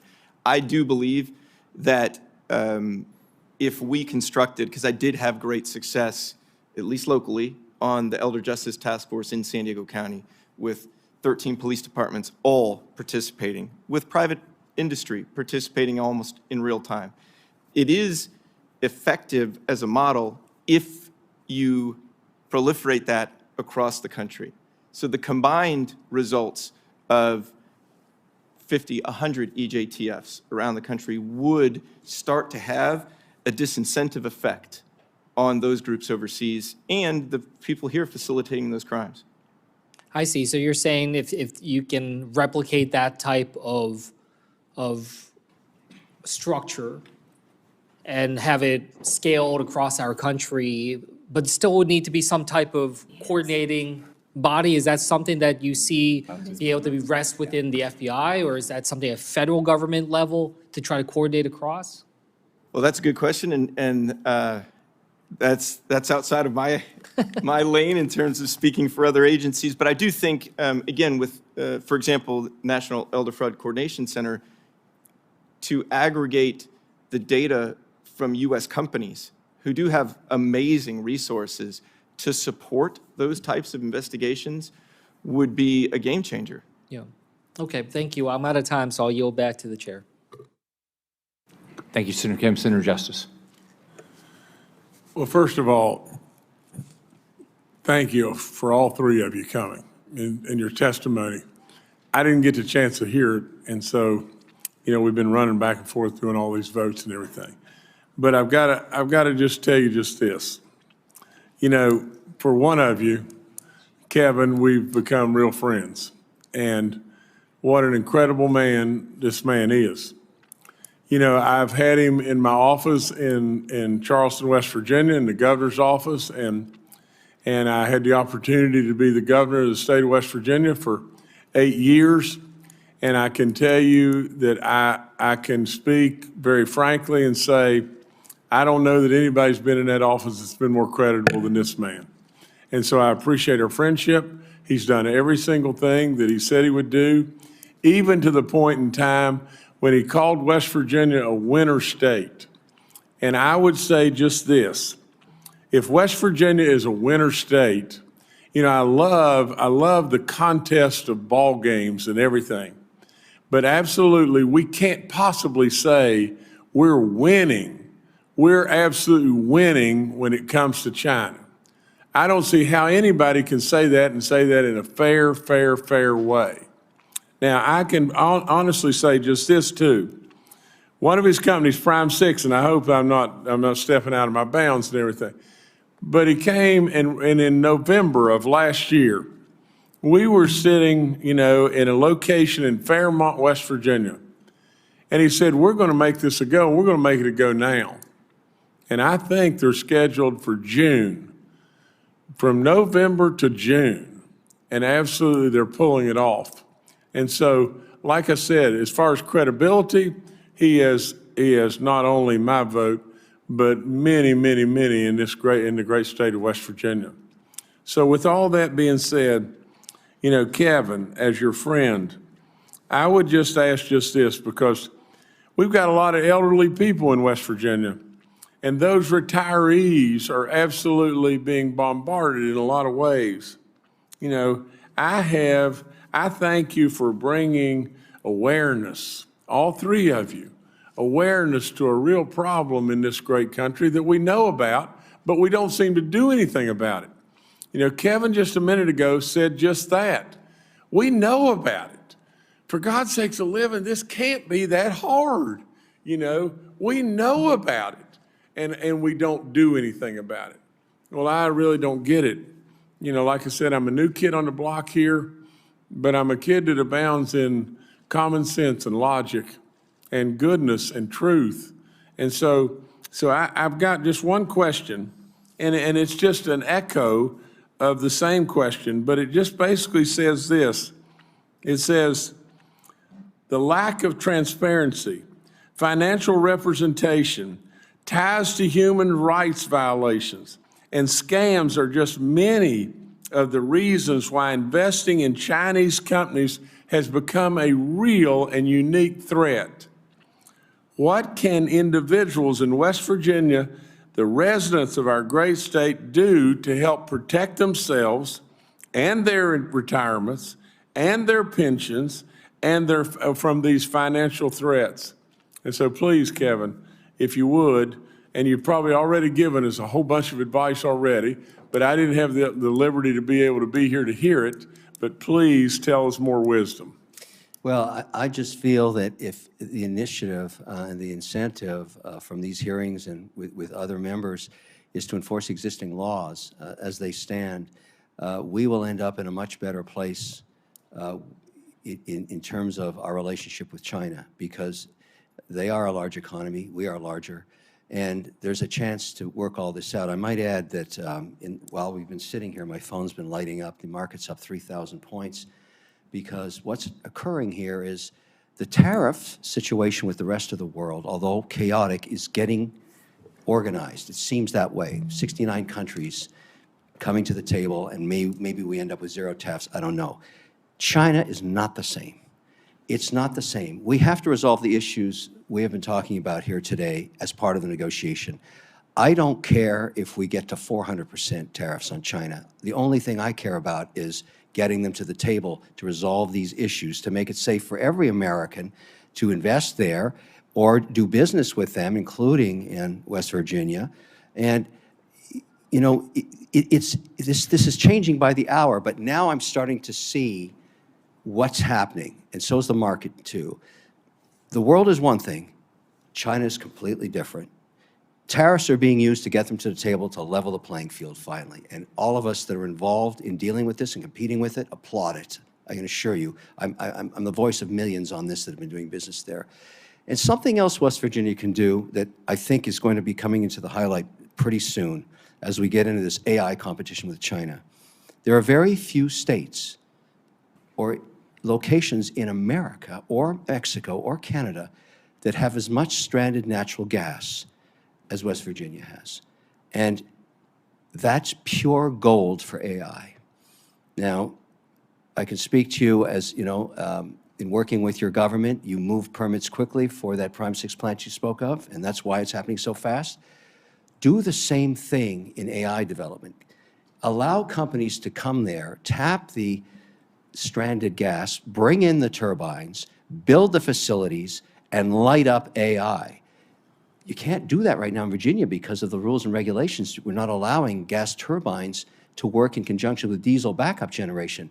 And so the sites in West Virginia become prime real estate now for AI. You will transform your state's economy by embracing energy, because we don't have enough in America. And you have senators there, and there's lots of other people in your government in West Virginia that understand this opportunity is huge. It's absolutely huge. Demand is insatiable. You got to tap that and move at the same speed you did, and I'm just one investor in West Virginia. It was a winner state because you got stuff done, and everybody has to hear that message. All right, thank you so much, and thank all of you. Thank all of you for being here today.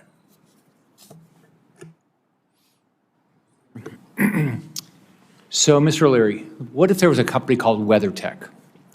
You know, and they produce really nice mats for their car. I have them in my F-150. And they woke up one day, and they looked on Alibaba, and they saw that their products were being sold on Alibaba. And they looked at their shipping, and they never had done any business with Alibaba. And they looked just like the mats that they produced in Illinois, and they even had their name on it, right? What could they do to stop this theft of their product? And they got nothing for it. What would be their recourse right now? There is nothing they can do.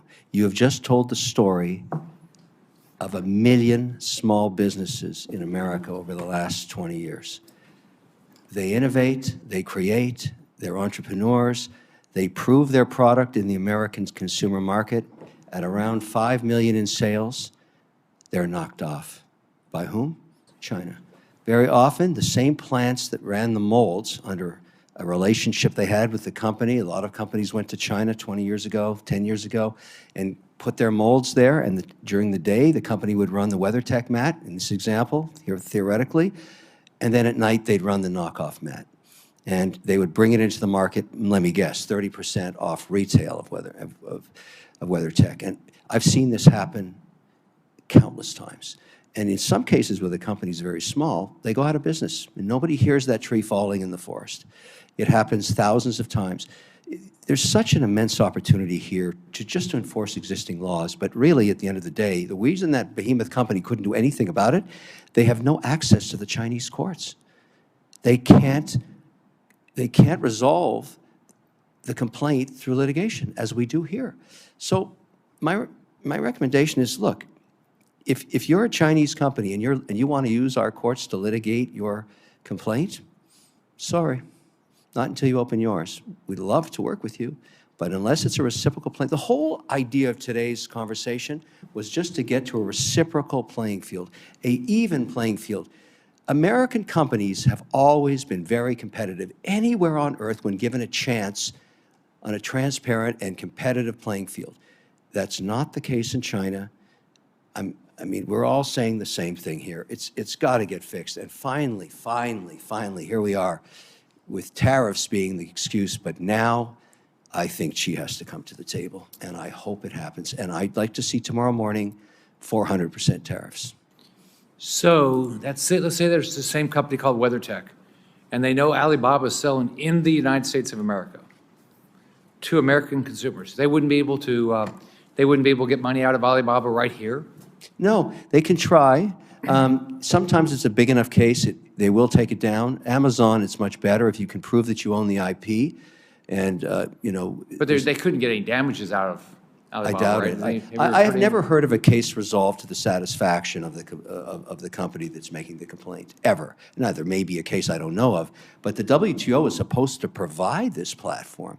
You find me 1 year since 2020 where there haven't been a plethora of complaints exactly like the one you've just detailed, and there's been no consequences. None. Zero. And the Chinese economy has done very, very well on the back of stolen IP and ripping tech off and using products at much lower price points that they've made themselves based on American IP. Look, it's got to stop. I mean, and I'm sure most Chinese people would love to compete. I mean, there's great Chinese entrepreneurs. They don't need to cheat and steal. They can't. We just need a level playing field. I would love to see this resolved, and I hope it happens. But I say, and what I've learned and what I've seen in my long career is China understands only one thing: the stick. Give them the stick. They respond to the stick. Hopefully today we'll confirm a new chairman to the Securities and Exchange Commission. So what would you ask him to do? What do you think his responsibility is? Because, so if I used to take companies public, and when I took them public, I had to have current financial statements. I had to disclose all the material information, right? And the SEC enforced it, right? I had to do it with, when I took things public and I sold securities, and I had to do it with my 10Qs and 10Ks every quarter and every year. So what should he do right now? He'll probably be sworn into office tomorrow. What should he do? I assume you're referring to Paul Atkins. Right. He should go right back to the files and execute the mandate the law has given him. There must be dozens of companies that are offside right now in compliance on GAAP. Dozens. They should have been delisted 2 years ago.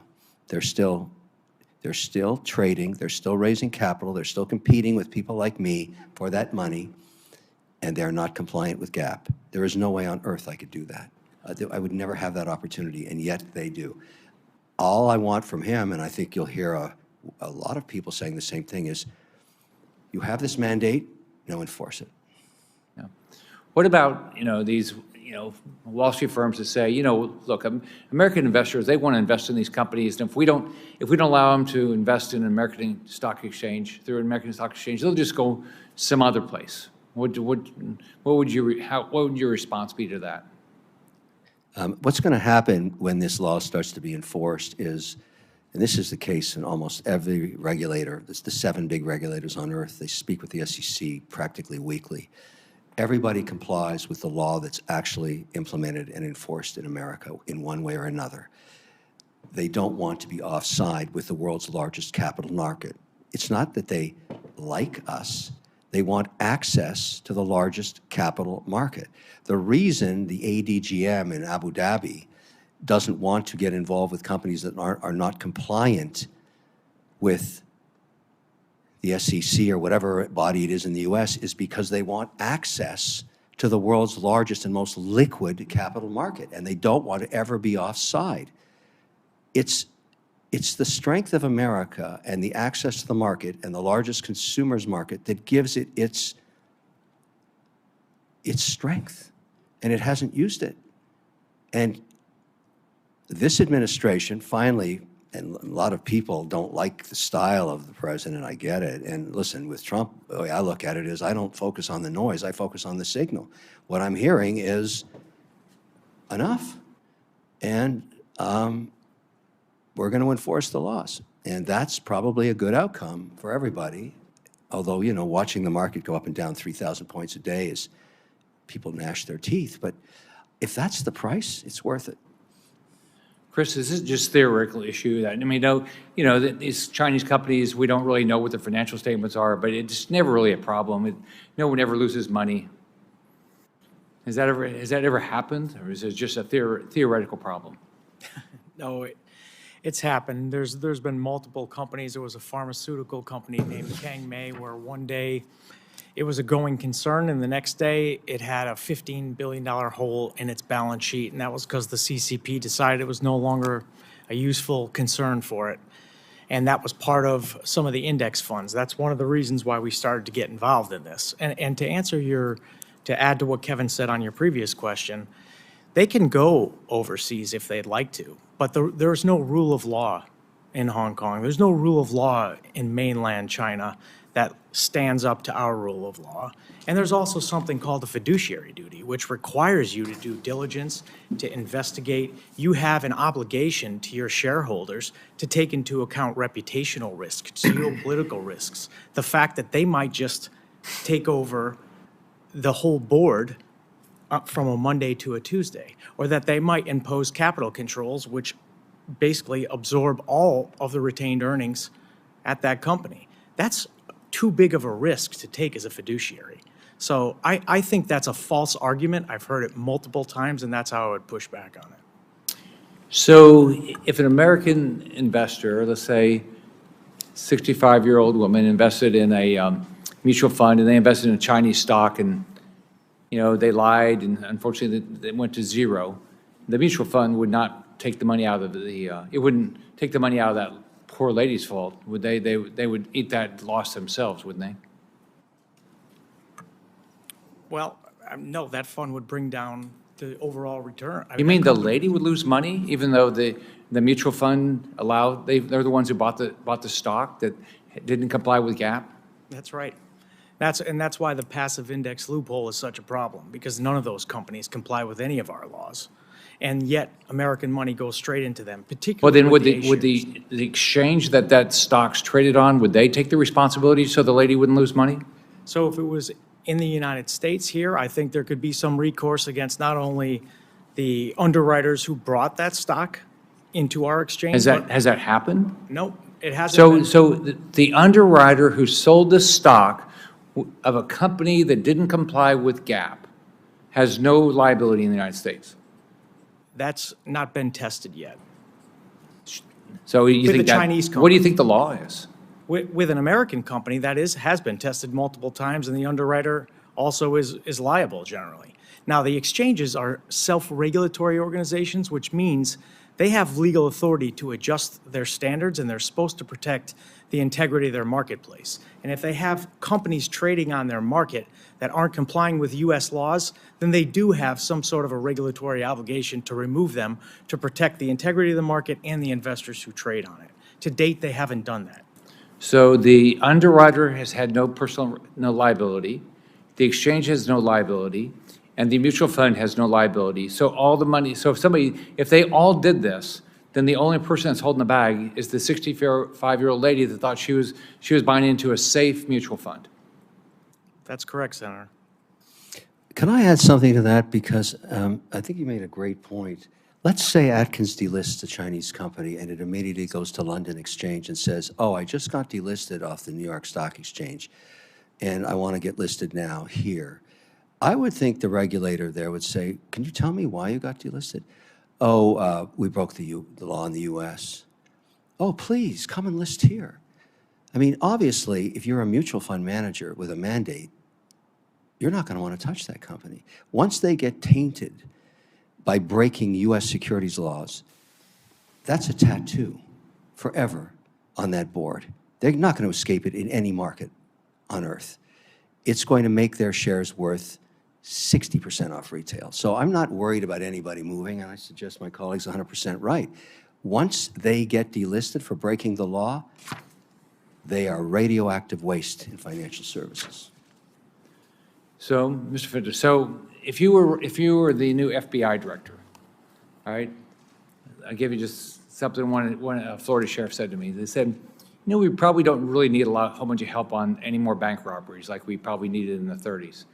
What we really need is help on these international scams, because we don't have any ability to deal with these international scams. What would your recommendation to the FBI be?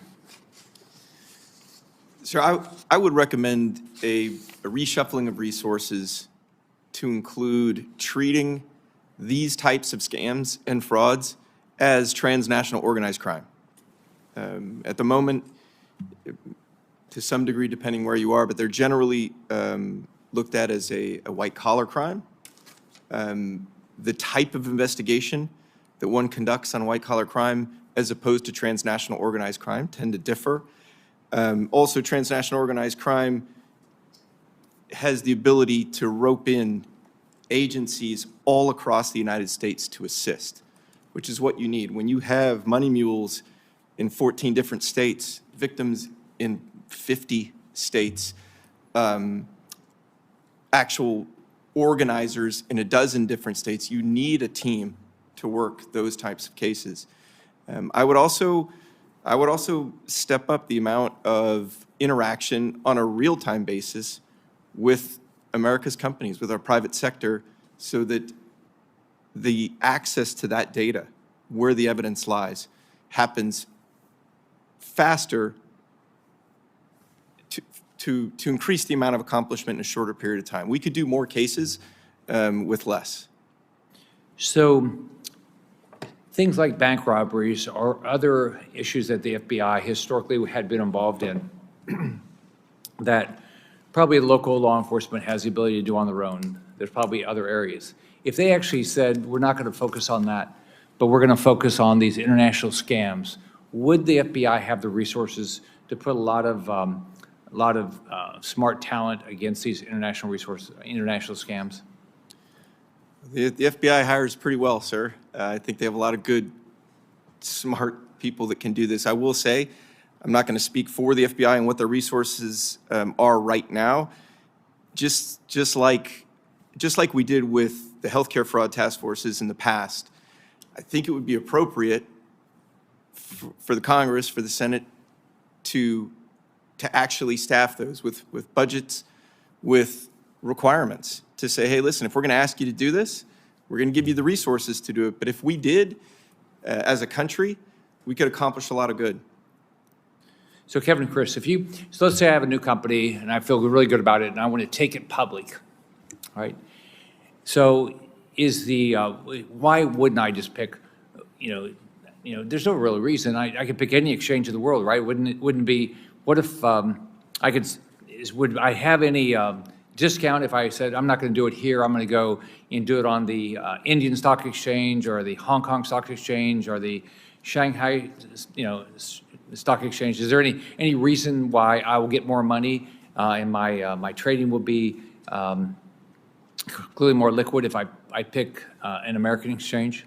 Is there any reason to have is there any discount, any reason not to do it? Every company on earth, pretty well every company on earth, if given the option, would either list on the New York Stock Exchange or NASDAQ, period.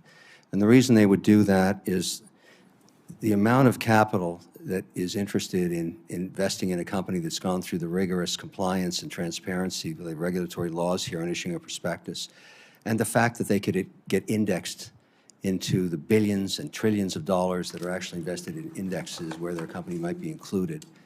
The largest index on earth is the S&P 500. It's the gold standard. The United States remains the gold standard for public listings. There's very few exchanges that can compete. A company, most of the time, if they believe they're compliant, will always see the availability of an NYSE or NASDAQ listing first. Very often they'll try London next. But it's every institutional investor on earth, in one way or another, puts almost half their capital into one of those two exchanges. They are the largest on earth, and they're going to remain that way while the rule of law is transparent, and we have an appellate system, and we actually enforce these laws, because the American economy is actually based on confidence. That's what it is. And the belief that it is the most transparent legal system on earth. Now, we've gone through a lot of issues around it, but we've had these issues before. Why is it even adversaries want to invest their capital here? You have to ask yourself that. It's trust. It's it. So the answer is, more people, even adversaries, trust the United States than any other country on earth, and the way you can tell is how they vote their dollars. It all comes here. And anything that, by not enforcing laws, we actually breach that trust. We should be, when Atkins comes in here, he is the steward of these laws. His mandate is to enforce them, to show the world that he and his mandate and the country and the system and the exchanges can be trusted. Anybody that did not enforce those laws was hurting the American brand. That's what they were doing. And that's got to get fixed. You don't want to hurt the mothership, the American dream, the American brand, that it transcends partisan politics or any generation. It has to be maintained. And the way you do that is you enforce these laws. So I'm very hopeful that you're right, that we're going to see a lot of these delistings, and I'm looking forward to it. And they can do the right thing and do like I have to, comply. Pay for that compliance. Hire a firm. Pay the millions it costs to stay listed. And I'm happy they'll do that, because I'm happy to compete with them. Hi. Ranking Member Gillibrand. I just want to thank the three of you for your excellent testimony. This was a superb hearing, and each one of you contributed a great deal of substance and ideas to the House and Senate, Democrats and Republicans, to work hopefully on a bipartisan basis to write some legislation to correct some of these challenges and problems. Senator Scott and I are chairman of and ranking on the Senate Aging Committee. The House members were the special committee on China, so that was the area of differences in our questions. But I really appreciate the depth of knowledge that each of you have, and you've given us great ways that we can work together to protect not only the American dream, but protect our parents and our grandparents to make sure they are not continually targeted and absolutely scammed out of their hard-earned dollars and their retirement savings. So thank you.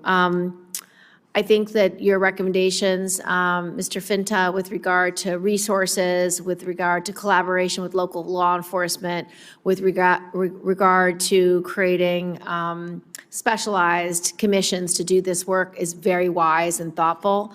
Mr. Iacovella, I really appreciated your recommendations with regard to how we keep security firms safe, how we keep investments by our states to be protected and good investments. I think your insights in that is extraordinarily helpful. And I think, Mr. O'Leary, your insights with regard to how we incorporate, how we have laws that protect U.S.-based companies, how we allow for U.S.-based companies to compete worldwide is very important. And I couldn't agree with you more that the stability of U.S. markets and the fact that people respect our law enforcement and the oversight and accountability that we can provide in this jurisdiction is worth everything. It's why people want to do business in the United States. So thank you all for being such important leaders, and I appreciate all the contributions you made to us and to this committee. Thank you, Ranking Member. We've got a few House members coming back, but I've got another question. I just want to. So, Mr. O'Leary, what if there's a company called ByteDance that owned a subsidiary called TikTok, and the U.S. government made the decision, Congress made the decision that they shouldn't do business in our country because it was all Chinese propaganda, right? And they were required to sell. Now, if that happened, it would be whatever the free market would be, they would sell at some price, whatever that price is, right? But what if the government of China had the right to say, no, you can't sell it? And so what happens, what's the spread? Now, what would be the spread probably in a value of something like that if you say, you can't do business, you got to shut down in America for the parent company, for TikTok, or you can go sell to the highest bidder. What would be a range, and would that be a material disclosure that was not made by the underwriters, required by the SEC, enforced by an exchange? Yeah. TikTok is the most unique situation in American corporate history, because I don't recall ever a company having a law written specifically because of the way it operates. I mean, I've never seen anything like it, and I don't think in history we've had anything like this. Not only did Congress pass a law specific to it, but the Supreme Court ruled 9-0 in further definition and resolution about exactly what was intended by that law. However, it has 7 million American businesses operating on it, generating somewhere between 15 and 17 billion of revenue. And in a commercial environment, That's of interest to many investors, including me and others. And this is the first time I've ever seen a private equity deal, basically, where the actual deal terms are written into a law from Congress and the Supreme Court. I think that's absolutely unique. And now everybody's trying to interpret what these laws are to actually do this deal. We've now given a new 75-day period. I doubt there'll be another one, but I think there will be a deal done according to the law because there's value there, and markets clear at whatever price it has to be. I've heard estimates of as low as 20 billion without the algorithm, as high as 40 with it. So who knows? Apparently, it's pretty clear to me today, after what I've listened to, that there'll be no algorithm in the deal. So, But it's clearly a change in value, right? yeah, but you know, it'll be open price. The great thing about American capital markets, it's an open price discovery. Once the rules are placed in place and the investors are there, it's going to be negotiated based on whatever the clearing price is. And I think that would be an orderly way to get this thing done. I mean, I would prefer to see it, and I think it would be better for our markets to have the competition of this social media platform as long as it was operating in compliance with the law. But, you know, I just have never seen anything like it, and I think for me, it's a legacy deal of a lifetime.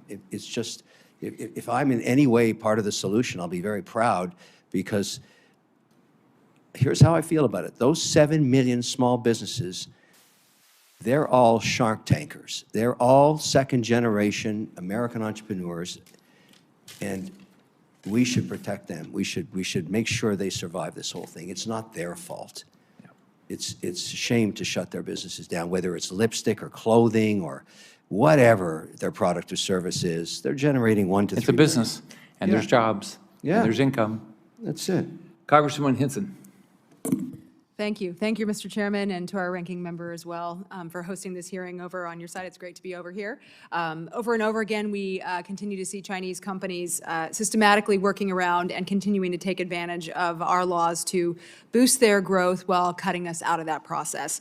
They've been playing long games in this case, and too often we have been used and outmaneuvered.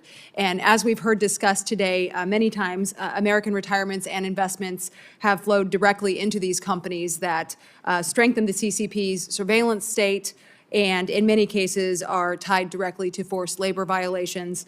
And that's why I recently reintroduced my bill, the Protecting American Industry and Labor from International Trade Crimes Act, which again empowers the Department of Justice, gives them the tools that they need to better be able to go after the bad guys, to detect, investigate, and prosecute these trade crimes, especially those that are frequently committed by the CCP, duty evasion, transshipment, forced labor violations, all the things that we've talked about today that disadvantage American workers and American businesses.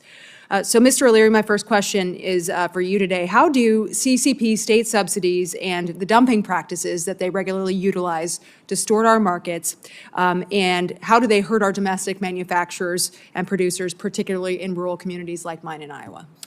Well, the number one way there's damage done is not abiding by IP laws. That's probably the most long-term damage that has occurred because it's small increments.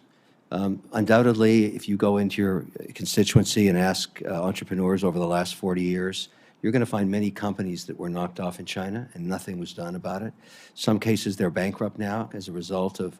You got to think about something. An American company that spends, let's just use small numbers, $10 million in developing their product, and all the R&D, and they're going to have to amortize that over the life period of maybe 5 years on that product. And they put it on the market, and it immediately is a hit. And that would be defined by 5 million in annual sales. 5 million annual sales, generally you're going to make, 15 to 20%. You can support a family, you can grow the business. The minute that's seen by China, particularly if it's a weather tech or something so simple that can be knocked off, China did not participate in spending on the R&D. They didn't participate in developing the mold in some cases at all. They simply let the American company prove the market, and then they knocked it off. Right. If that happened stateside, within within hours, I'd shut that down. It'd be easy. You could hire a local lawyer to do that. Can't do it in China. And so incrementally over the years, if there's one thing that we could change in this current narrative with China would be to establish reciprocal IP laws and ways to litigate them and resolve complaints, which was intended in 2020 with the WTO agreement that they agreed to. And then there would be very punitive penalties if that was not abided by. And the best penalty is disallowing access to American capital markets. And in my district, it was actually seed that they stole out of our cornfield. So you talk about spending billions of dollars on that IP and the R&D that goes into it. They were actually caught in an Iowa cornfield trying to steal the seed by the FBI, and the FBI pursued the investigation and tried to hold them accountable, actually arrested someone here in the United States. But we need more resources to be able to go after these people and actually enforce the trade laws that we do have on the books and, of course, protect these key industries from that unfair competition. And as you said, they just come in and they let us prove the market, they let us do all the work, and then I've learned something the last 2 years you should know, and I speak to everybody in the room on this. They don't think there's anything wrong with that. It's just how they do That's business. not taught to them when they're young entrepreneurs, that there's anything wrong with stealing IP, because there's no consequence. And the only way, when a puppy is being, well, I don't even want to use that analogy, but you got to get the stick out. Right. And this is about protecting Main Street small businesses and those innovators. Right. And so let's talk about the flow of capital going to these companies that are then turning around and being used against us. We've talked about the fact that they're able to trade on our exchanges. One example, Chinese LiDAR firm, Heisai, with links, of course, to the PLA, also on the DoD blacklist. But they are still trading publicly on the New York Exchange. I actually sent a letter to the NASDAQ last year asking them why are they allowed to continue to do this and remain listed. So I want to thank the chairman for his leadership in the Senate on this issue as well. We've tried to hold them accountable here and try and limit this. But given these very clear national security concerns, Mr. Iacovella, why are they still allowed to trade on our markets when we know so very clearly that these dollars are being used against us? Well, hopefully a new sheriff in town 48 hours from now, they won't be. And I really hope that happens. I'll certainly do a shout out for him when he gets confirmed. I mean, this is somebody that should be enforcing the law because this is what maintains trust in the system. And I hope it happens. And there'll be very little consequence to public markets if it'll be a big wake-up call. Other exchanges will look at this. And I think there'll be a reaction in China domestically to get on board. Mr. Iacovella, did you have anything you'd like to add there too, since we were talking about it? No, I think Mr. Atkins will enforce the Holding Foreign Companies Accountable Act and the Accelerating Holding Foreign Companies Accountable Act, and we will have a real understanding of what the audits were supposed to be during the period when China was on lockdown and supposedly the PCAOB went over there and conducted audits into their auditing firms. There was a number of state secret privileges that prevented them from doing what they needed to do. And I think that Mr. Atkins isn't going to tolerate that. And hopefully, these companies that have been on for almost 2 years now that are non-compliant will start to be removed. And it's possible that the exchanges are seeing the wind shift and that they can take their own regulatory action and get these people off the exchanges because there's no reason for them to have access to our capital markets. Thank you. Mr. Chairman, thanks for the indulgence. I yield back. Congresswoman Tokuda. Thank you, Mr. Chairman, and thank you for your patience while we were voting on the House floor. You know, over 73 million Americans across the country, predominantly seniors, depend on the Social Security Administration services. And yet, Social Security's website has been crashing, as you know, repeatedly over the past few weeks. Outages have lasted as long as a day in some cases. Other issues include confusing messages claiming that SSI recipients were currently not receiving payments. And all of this comes at a time when this administration is rolling out a new policy for identity proofing that will require millions of beneficiaries to set up an account online or show up in person, adding to the confusion. Now, we know why this is happening. In the past few weeks, Elon Musk and Doge have cut over 7,000 jobs from the Social Security Administration and are planning more, including a 50% cut to the agency's technology division responsible for its website and other online platforms. Last year, during the massive CrowdStrike outage, we saw an uptick in online scams to take advantage of the situation at hand. Our own Department of Homeland Security put out a bulletin warning of increased phishing and malicious activities. My concern is that DOJ's reckless efforts to cut Social Security's technology division and roll out sweeping new policies that require seniors to go online are creating that same opening for scammers to take advantage of seniors and threaten their hard-earned benefits. Mr. Finta, would you agree that the instability in Social Security's website presence and online platforms is creating unnecessary uncertainty among our nation's seniors and others who depend on Social Security, and creating opportunity for China to both spread propaganda and for scammers to use this as an opportunity to exploit our elders? Ma'am, that's not my area of expertise in terms of the markets and the confusion. If there's Okay, a law but you enforcement. deal with preventing fraud and abuse among seniors. Yes. And right now, our seniors, you're finding concerned about their Social Security benefits as a result of mixed messages they're getting online and proof of authentication, their identity. Confusion does tend to support criminal activity, if that's what you're getting at, ma'am. I think what I'm getting at is that if seniors are worried right now that they may not be getting their payments because they've actually gotten email messages that were incorrect, that if they have to make changes, they have to go in person or create online platforms. And in rural America, like where we live, you can't always get physically to a site. And so if you have this opportunity present itself to scammers, scammers are often looking to exploit situations like when people are scared or when there are changes in systems or even changes in updates to malware and whatnot.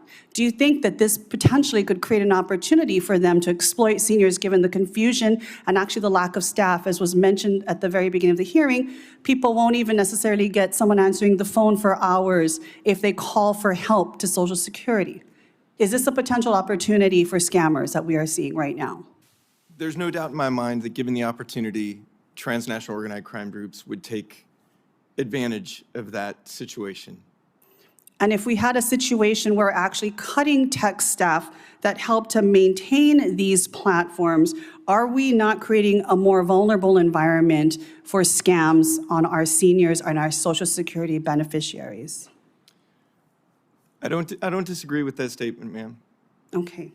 I see that I've used quite a bit of my time. I did want to move on to reports that we saw in February from Wired that reported at least 8 scam compounds in the Myanmar-Thailand border region were using SpaceX Starlink terminals to connect to the internet and to carry out their operations. And between November 2024 and February 2025, there were over 40,000 logins to Starlink from known scam centers in the regions. I think Ranking Member Krishnamurthy was actually pointing some of those out. Mr. Finta, from your work protecting American seniors from fraud and other forms of financial exploitation, as well as your law enforcement background, how important is it that companies like SpaceX and Starlink and other companies providing similar technology develop robust processes to crack down and be an ally on trying to prevent these kind of abuses of their systems that target American elders and retirees? Ma'am, it is my experience that these companies do have anti-fraud and vulnerable persons programs, and they do work towards those efforts. Individually, it is difficult for those companies, in my opinion, to have that kind of success as much as what we could if we had an all-of-government or an all-of-society approach towards supplementing those efforts. I'm not specifically familiar with the Starlink Okay, process. well, it seems that there are actually a growing number of vendors that are openly advertising Starlink access as a solution for online scam operators. So we clearly need to work closer with them to make sure that we prevent and stop this fraud and abuse on our senior population. Thank you very much, Mr. Chair. I yield back. Thank you. Congressman Barr. Thank you, Mr. Chairman. And Mr. Chairman, thank you for this unusual, unique, but very important bicameral hearing, I think, which underscores the threat that we face here. In February, President Trump issued the America First Investment Policy Memorandum that directs federal agencies to address outbound investment into China. Congress has been focused on this issue in multiple Congresses, and in this Congress, I've introduced the Fight China Act, formerly known as the COINS Act, to prevent outbound investments into Chinese military and surveillance companies. The Fight China Act also aligns with the President's memorandum by taking both an entity-based approach and a technology-based approach. This is important because sanctions do provide a multilateral effect, but not all civil-military fusion happens with just listed entities. We've seen quite a bit of venture capital and private equity flows into private, non-listed entities, and therefore a technology focus is important. Mr. Iacovella, can you discuss why a law that prohibits U.S. outbound investment into both specific entities is needed, but also clearly defined technologies of national security concern? Why is that second piece so important? Thank you for the question, and we supported your legislation, and we like the approach that you've taken because we always thought that you can turn up the dial on specific companies, but you needed to attack the entire sectors that are posing a national security threat.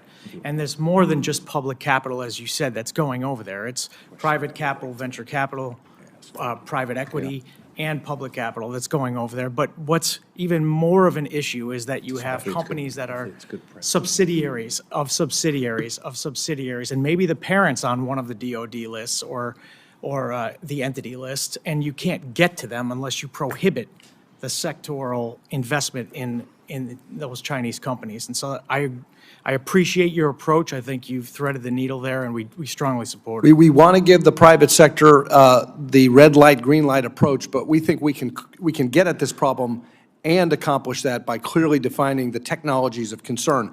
Mr. O'Leary, the Fight China Act, this bill that I've introduced, requires the Treasury Department to regularly review whether companies on U.S. government blacklists, such as Commerce Export Controls, sanctions, DoD lists, whether they should be added to this Treasury CMIC list, the investment blacklist for Chinese military industrial firms. List coordination is necessary to ensure we treat entities consistently. Can you touch on how alignment within these various government prohibitions of Chinese entities eases the compliance burden for U.S. firms to determine whether or not they can invest in China? Yeah, I mean, that's one of the great challenges. You don't want to go through the cost of starting a deal or an investment and doing the diligence on it, only to find out that it's going to breach this law. And so it's almost like a CFIUS issue. You don't know the outcome till you test it. And so if there was a better way to do that where, particularly in a larger transaction, where they could just come to staff and say, look, we want to invest $1 billion in this thing. Is it going to pass or not? Or do we actually have to test it? Yeah, and we have a provision in the bill that would allow for that guidance for investors. That would be the very best thing to do, because then on a no-names basis, you can just go in and say, look, there's a very material transaction. If you're not okay with it, just tell me now. Because nobody wants to, burdening it with litigation, which has been a problem lately, is not the answer. Just yes or no. Right. That's much easier. Yeah, and I think we threaded that needle by not having kind of a reverse CFIUS, but it's a clear red light, green light system there. Mr. Iacovella, in your testimony, you refer to passive index loophole and state that there are more than 2,000 U.S. mutual and exchange traded funds that have $294 billion invested across Chinese stocks and bonds. The concern, obviously, is that American investors may be unwittingly financing the Chinese military industrial complex. Can you explain how the Fight China Act would curtail that loophole? I think the Fight China Act would go a long way to curtailing the loophole, but I also think that there needs to be a straight prohibition, because what you'll find is that New York lawyers are going to come down here and they're going to try to create loopholes to the loophole, and they're going to interfere with what it is that you're trying to do, which is very novel, in stopping our money from going and funding the Chinese Communist Party's technological and military rise, as well as their funding of the surveillance state, which aids and abets the internment of Uyghurs. So I think that your bill does a lot, and I think that it goes a long way, but it needs to be much broader because the CCP owns a stake in everything. Great, thank you. Yield back.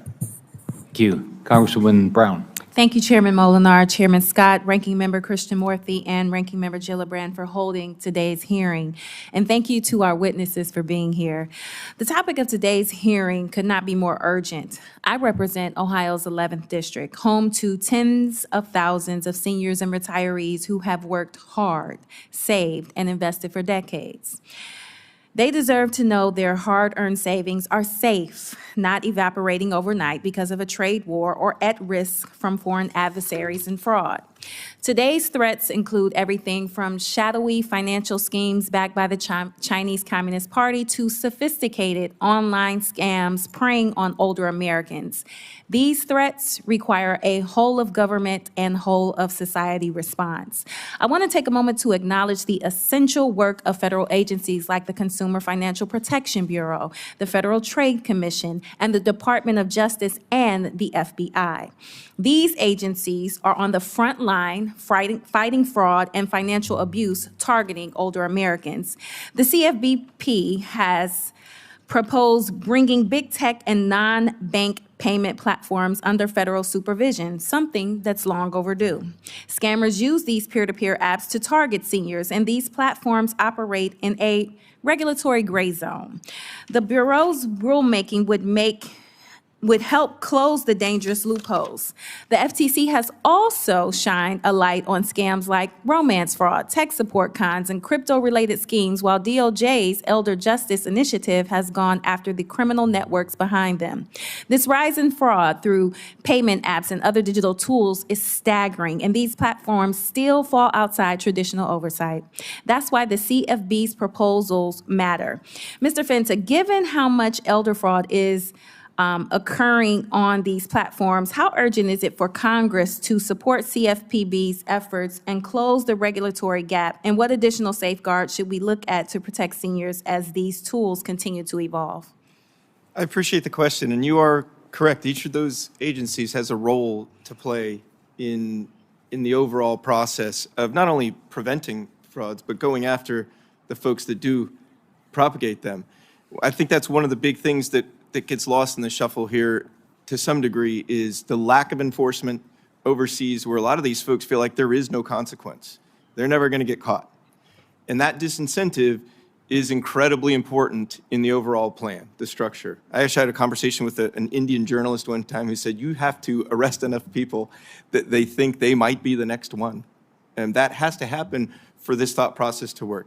Now, in terms of the regulatory side of things, again, that's outside my area of expertise. However, the regulators in this country, along with the enforcers and private industry, all have to be on the same page for this to actually work. They need to support each other because $61 billion a year leaving the country out of our elders' accounts and going to foreign countries, some of which are adversaries, is no trivial amount. Thank you.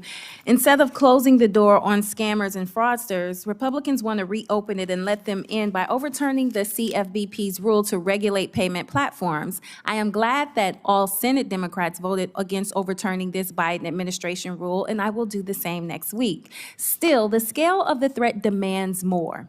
The FBI reports that Americans over the age of 60 lost more than $3.4 billion to fraud in 2023, up 11% from the year before. And we know that this is likely an undercount because many cases go unreported out of fear, embarrassment, or shame. These tactics, from pig butchering crypto scams to grandparent schemes, are designed to be deeply personal and emotionally manipulative. At the same time, many seniors' retirement savings are being funneled into CCP-linked firms, often without their knowledge, through passive investment structures. That includes companies using corporate shells designed to evade both China's and U.S. investment protections, and firms tied to military and surveillance industries through CCP's Made in China 2025 strategy. We need to shed light on these investments and make sure our system isn't helping the Chinese Communist Party exploit retirees. That means increased transparency for investors, and it means greater support for federal enforcement. Mr. Leary, with my few minutes, you spoke about how millions of Americans are unknowingly exposed to Chinese firms through passive index funds. What specific steps can Congress take to help investors, especially seniors, clearly understand where their retirement dollars are going?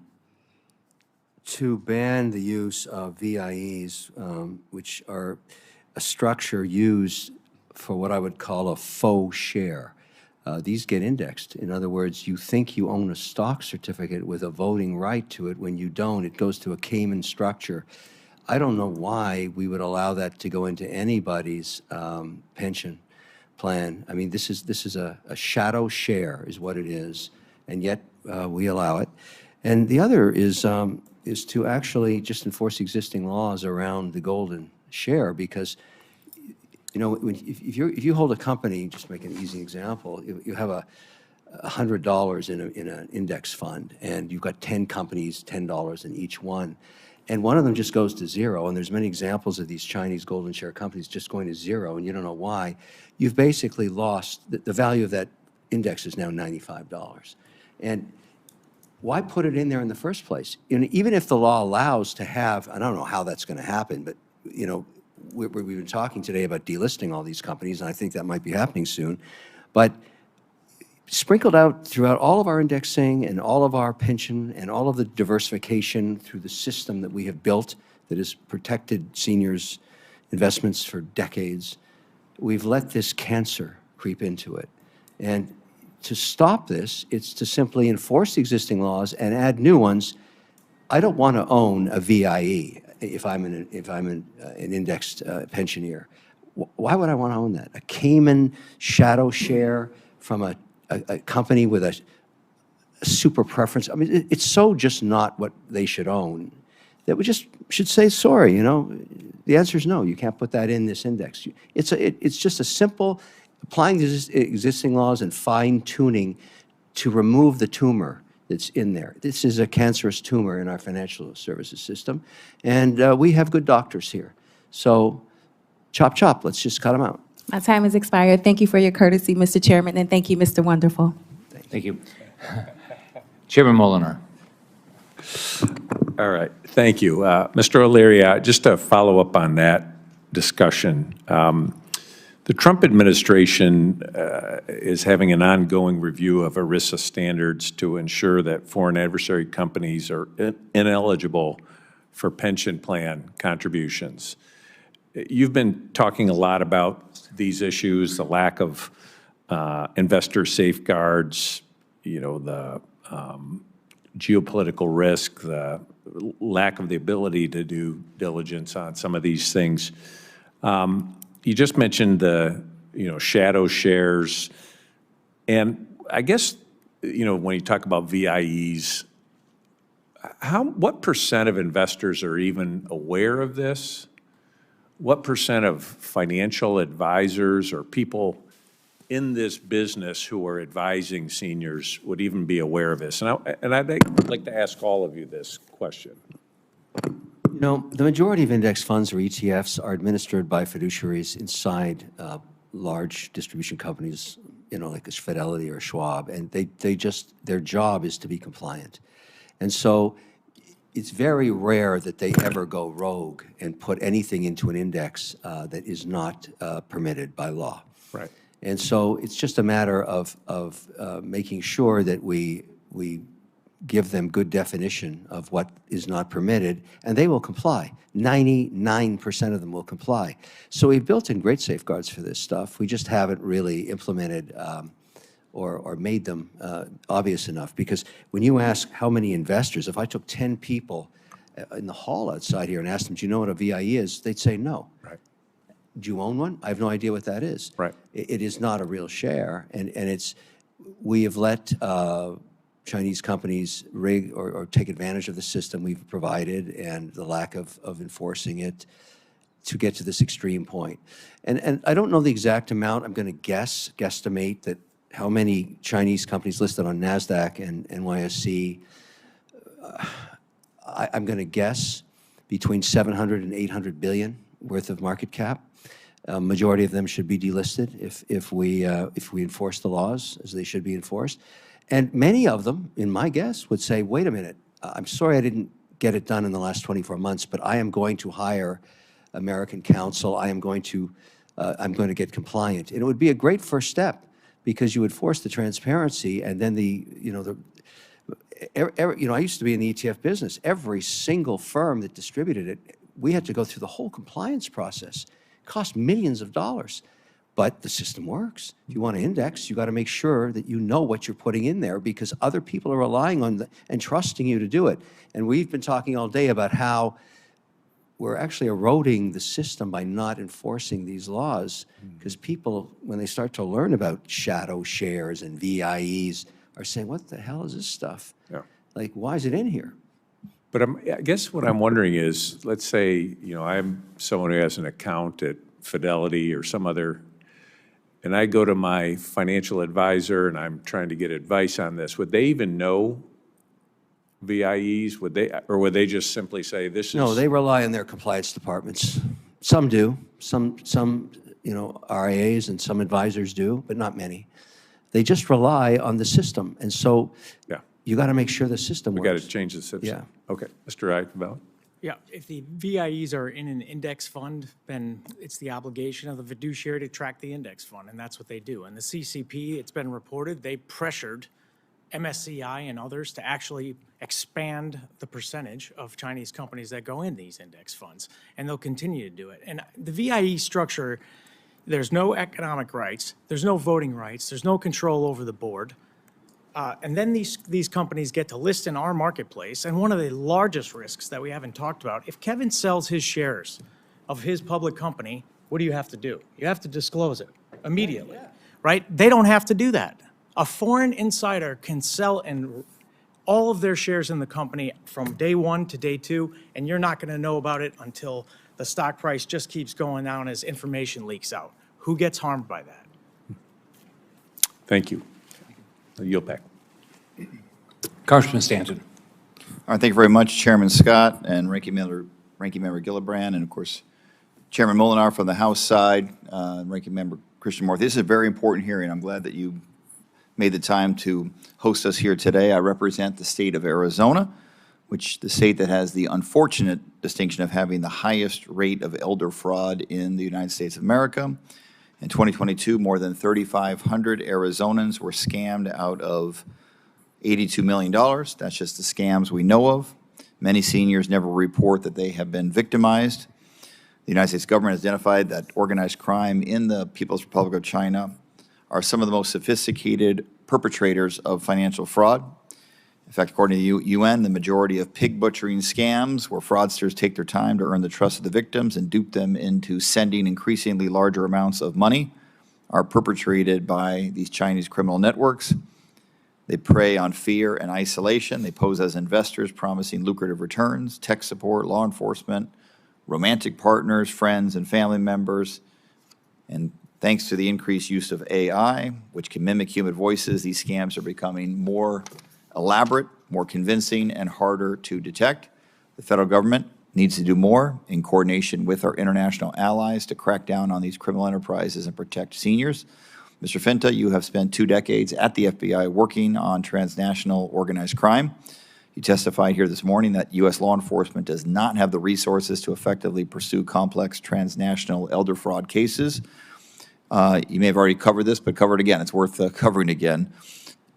Give us a better description of the resources that the Elder Justice Task Force needs now more than ever, especially as law enforcement tries to keep pace with criminals' use of AI and other evolving technologies.